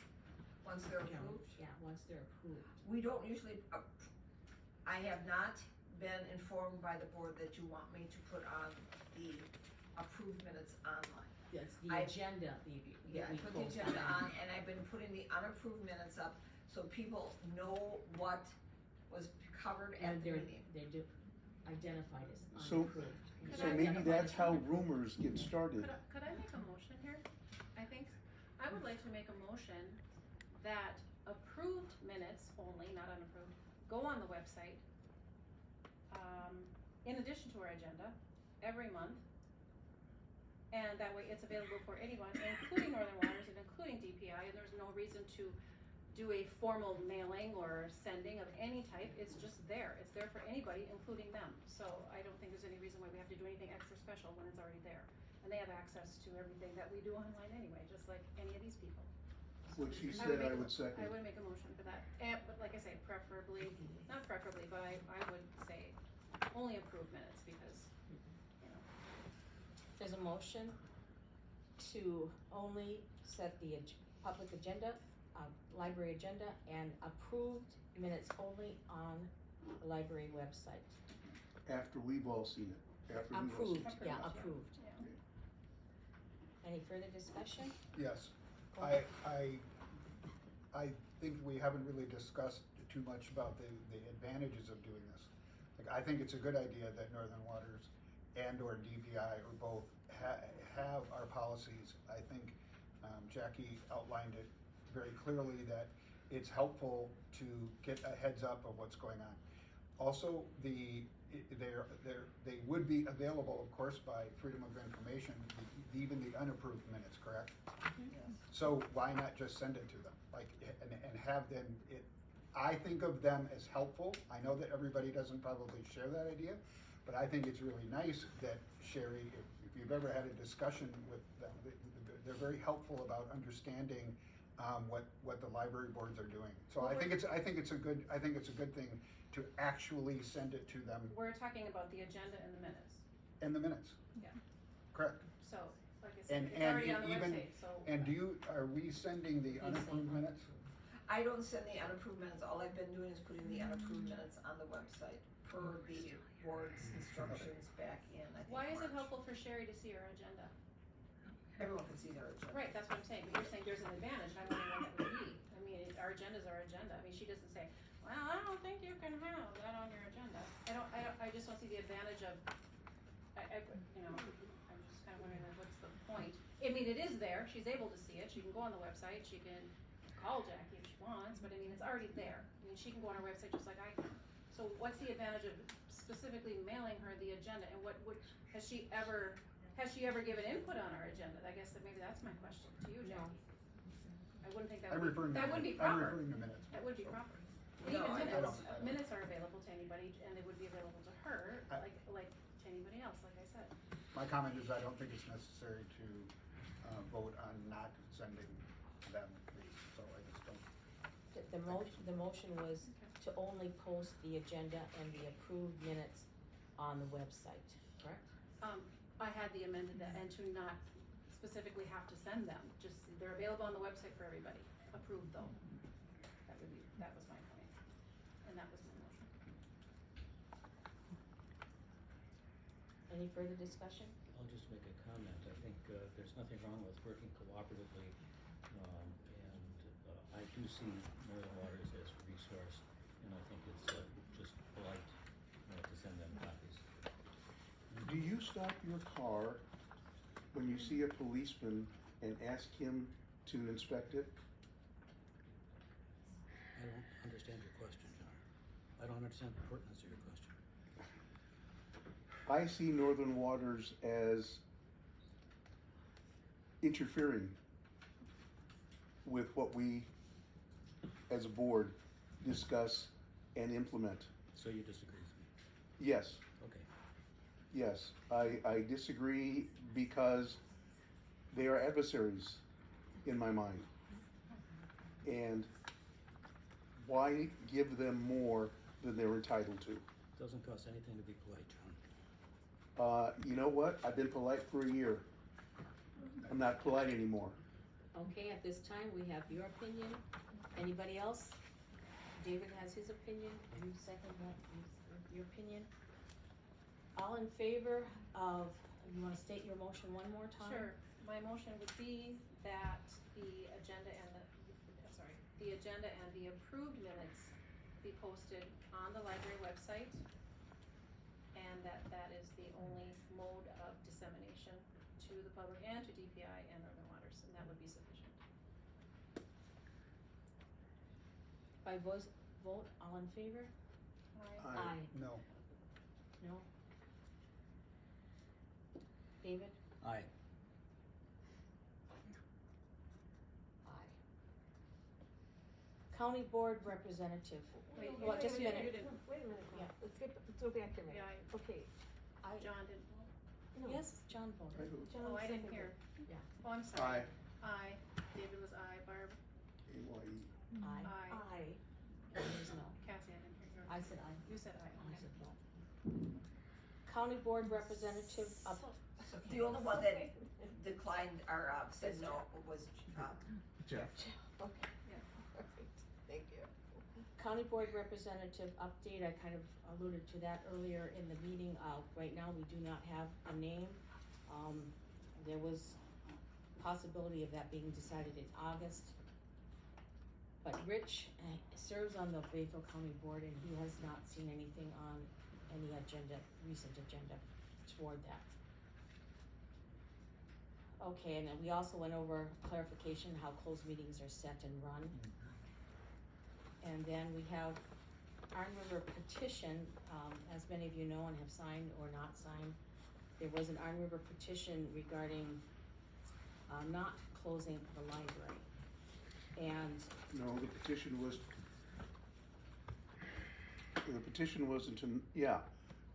the people were under the assumption that there was a move on to close the library. yes, and we continue.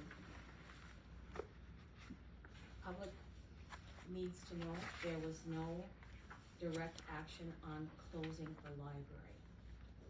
The only action that we were working on is becoming compliant with the school representative being assigned. Through DPI, we had 6 months to rectify that situation. However, there are people here from the Iron River who work with the Iron River petition who can state, we have the opportunity now, you state what you're saying, and we would have the opportunity to ask questions of you Thank in you. this report. Why?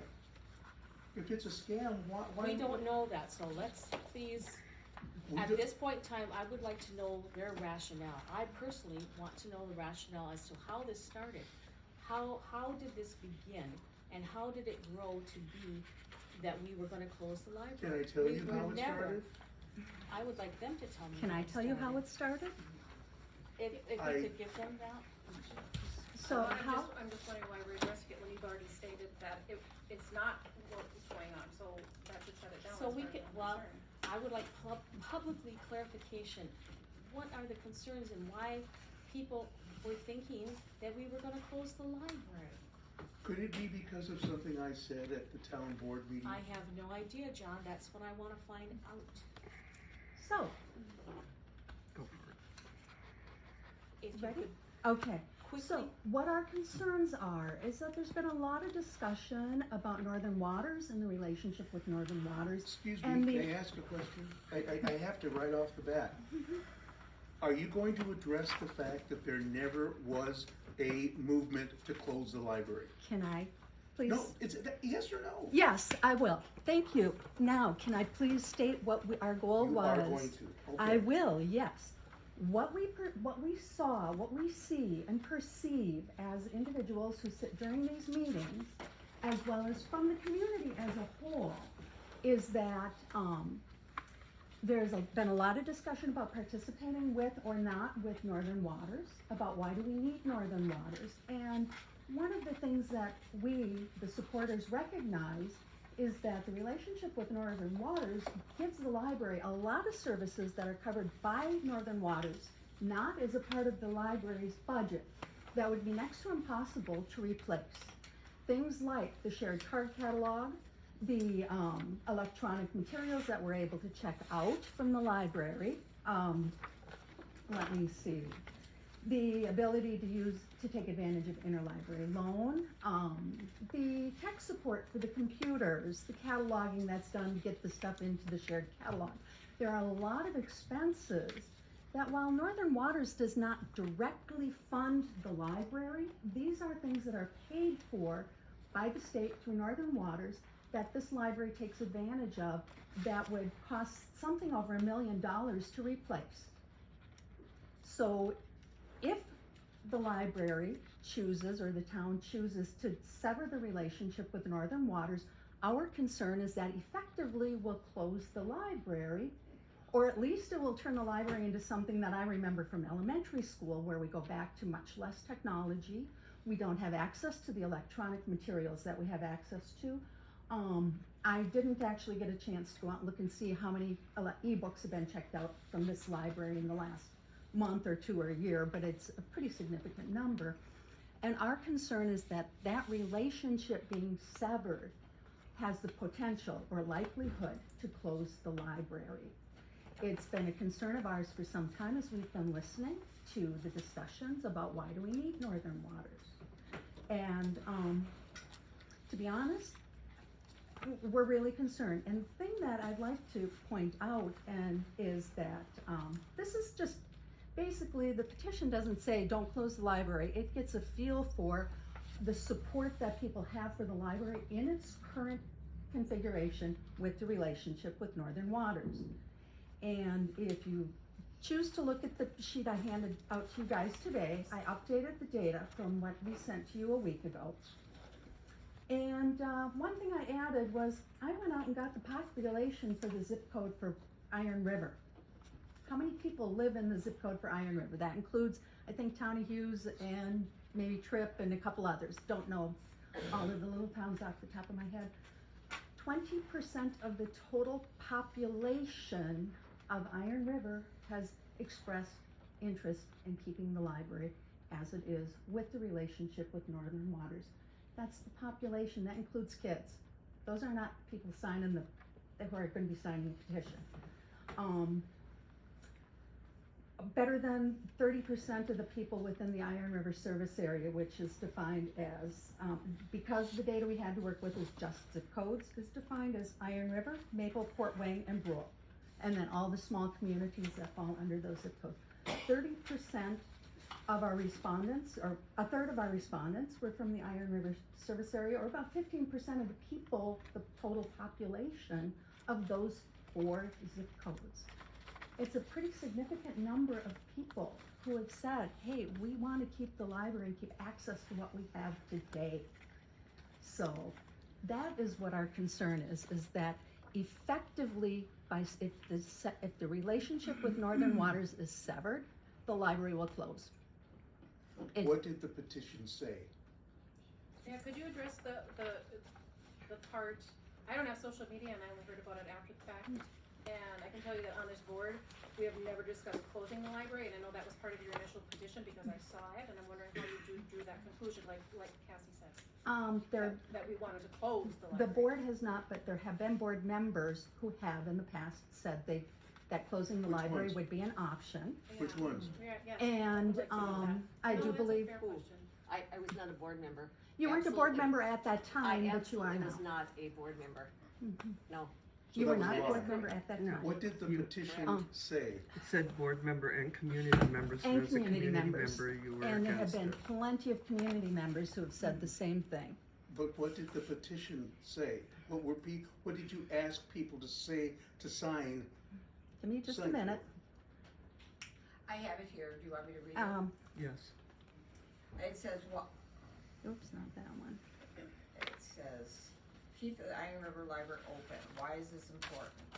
Some community members are saying they want to close down the library or have it withdraw from the Northern Waters library system. If that happened, we would lose access to books across 7 northern Wisconsin counties and beyond, the technology needed to operate the library, access to ebooks, movies, news, and recipes through programs like Libby, Canopy, Creative Bug, and the New York Times, library support services, and many other benefits. Essentially, if the Iron River Library is forced to withdraw from Northern Waters, our library would most likely close, harming not only Iron River residents, but also residents of the surrounding communities served by the library, including Port Wayne, Orienta, Oulu, Tripp, Delta, Brule, Maple, and beyond. Everyone benefits and our community flourish when we have free access to books, videos, materials, educational opportunities, internet usage, and the support services the library provides. Please sign and share this petition to send a clear message to the Iron River Town Board and the Iron River Board of Trustees. Did you amend that petition? No, this is what was posted originally. That was what was put This in. is what was posted from the very beginning. And it was prompted by the library board wishing to schedule a closed meeting too about the Northern Waters. and about the ALA. And then I can address that. John had asked that we have a meeting. He asked if it could go into closed session, and I said, No. I did not ask for a closed session. No. I was told it had to be a No. closed session. you asked if it could be. And No. well, regardless, I discovered Wait a that second. it could not Wait a be. second, let me make sure that I'm speaking correctly. All right. I wanted a closed session because I was told that that's what it had to be if I wanted to get my questions answered. And then I was told later, no, we have to have an open session to get those If questions you wanted, asked. if we were asking the library director questions on the management and use of Northern Waters Library System in her job position, it had to go into closed. But she session. can't be at a closed Just meeting. as an evaluation. So Yes, she can be in a closed session. Well, see, If once again, there's something because you new. wanted to ask questions regarding Northern Waters and also Then why the was, ALA. then why did you okay his motion that I stopped asking her questions because it had to go to a closed session? Because of her position and her job description. You go into open session, then you go into closed session. Which is- And I found out that even the contract we have with Northern Waters cannot be discussed in a closed session. However, the management of that and questions of how Northern Waters Library System is used as in her job description can go into into closed session. Which is why we had our concerns. May I? That is one of the, I think it's our turn now, Why? because we were asked to be on the agenda. Yes, she was, you weren't. Well, No, she's part of the I'm group. part of it Okay. too. We had those concerns because of, quite frankly, of the conversations that were going on just like this. We had concerns that, and then a board member, and you can decide if you want to say who you are, at one of the at the town board meetings said he wished it was closed. Now there has been some contradictory information that it wasn't in the He did not minutes. ask for it to be closed.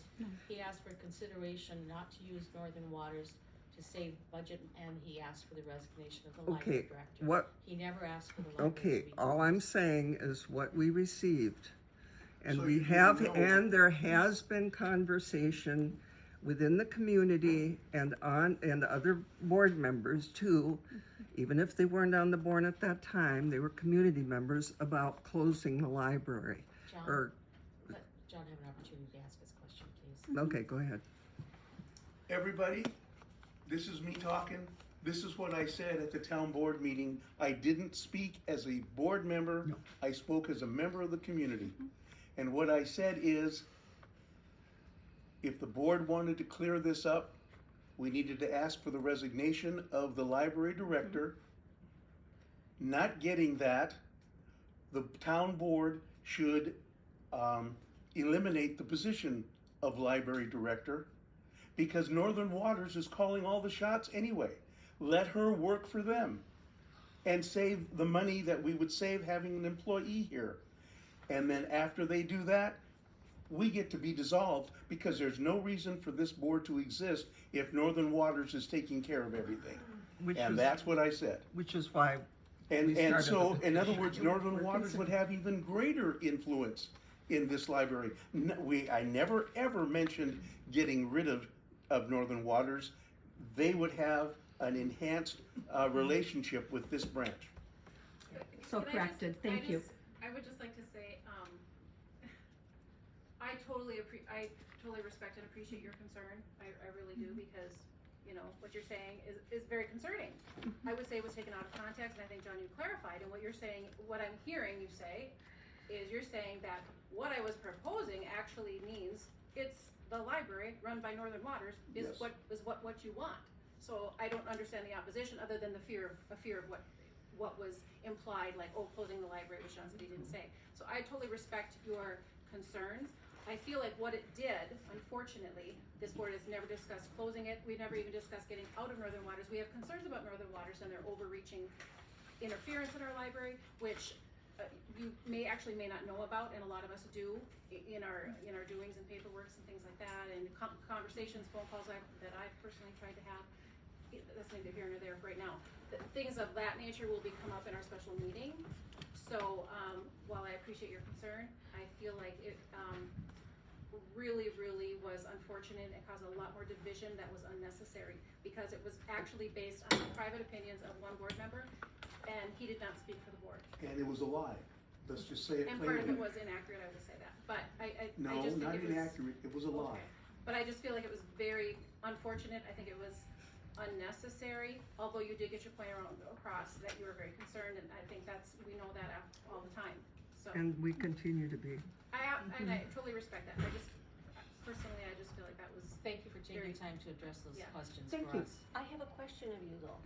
I don't understand this. So you did say that,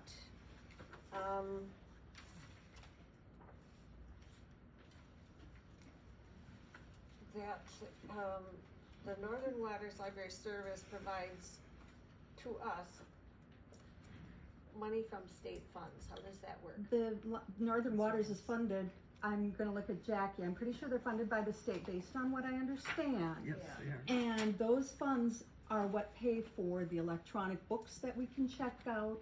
They help pay for some of the tech support, backups on the system, the cataloging, the computer catalog that we access online all the time, and a multitude of other services that do not directly come out of the library's budget. They're Northern Waters. Okay, so they're a private entity that's paid by the state to do these No, things. they're No, not. they're a state organization. They're a state organization. Are they, is Northern Waters Yes. Library Service? They're a state private life organization? No, insurance. and we have all of this documentation, all the contracts, all the financial ends of it that we can discuss at our special meeting about Northern Waters. So what you're saying, I mean, if it indeed is true, whether you get it from Jackie or whatever, it will be confirmed when we look at our paperwork at our special meeting. But the Then may I special ask- meeting is open, correct?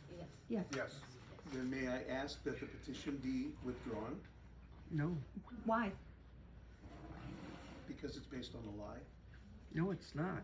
I think my understanding is that petition was circulating before John made his comments at the town. I board. do believe it was as well. It was, Yes, it was out there in May. When was your comment? I speak the truth. I can't, I won't. Well, for one, it showed an enormous amount of support for the library. And I think to take that away is rather ridiculous.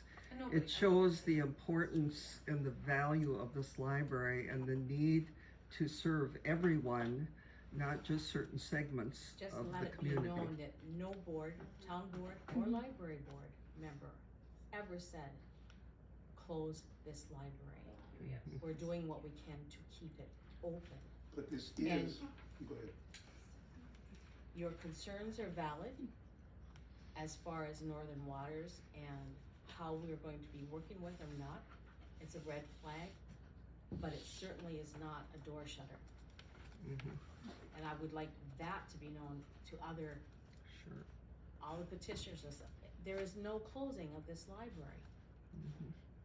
We have the public support, you have the town board support, you have this library support. We're working through policies, we're working through differences of opinion, and it's gonna be rough, and it's gonna be ugly, but we're trying to do the work to benefit the public, as it is a public library.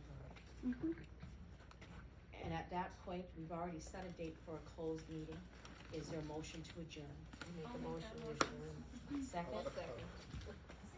All in favor? Aye. Thank you all for attending. Thank you.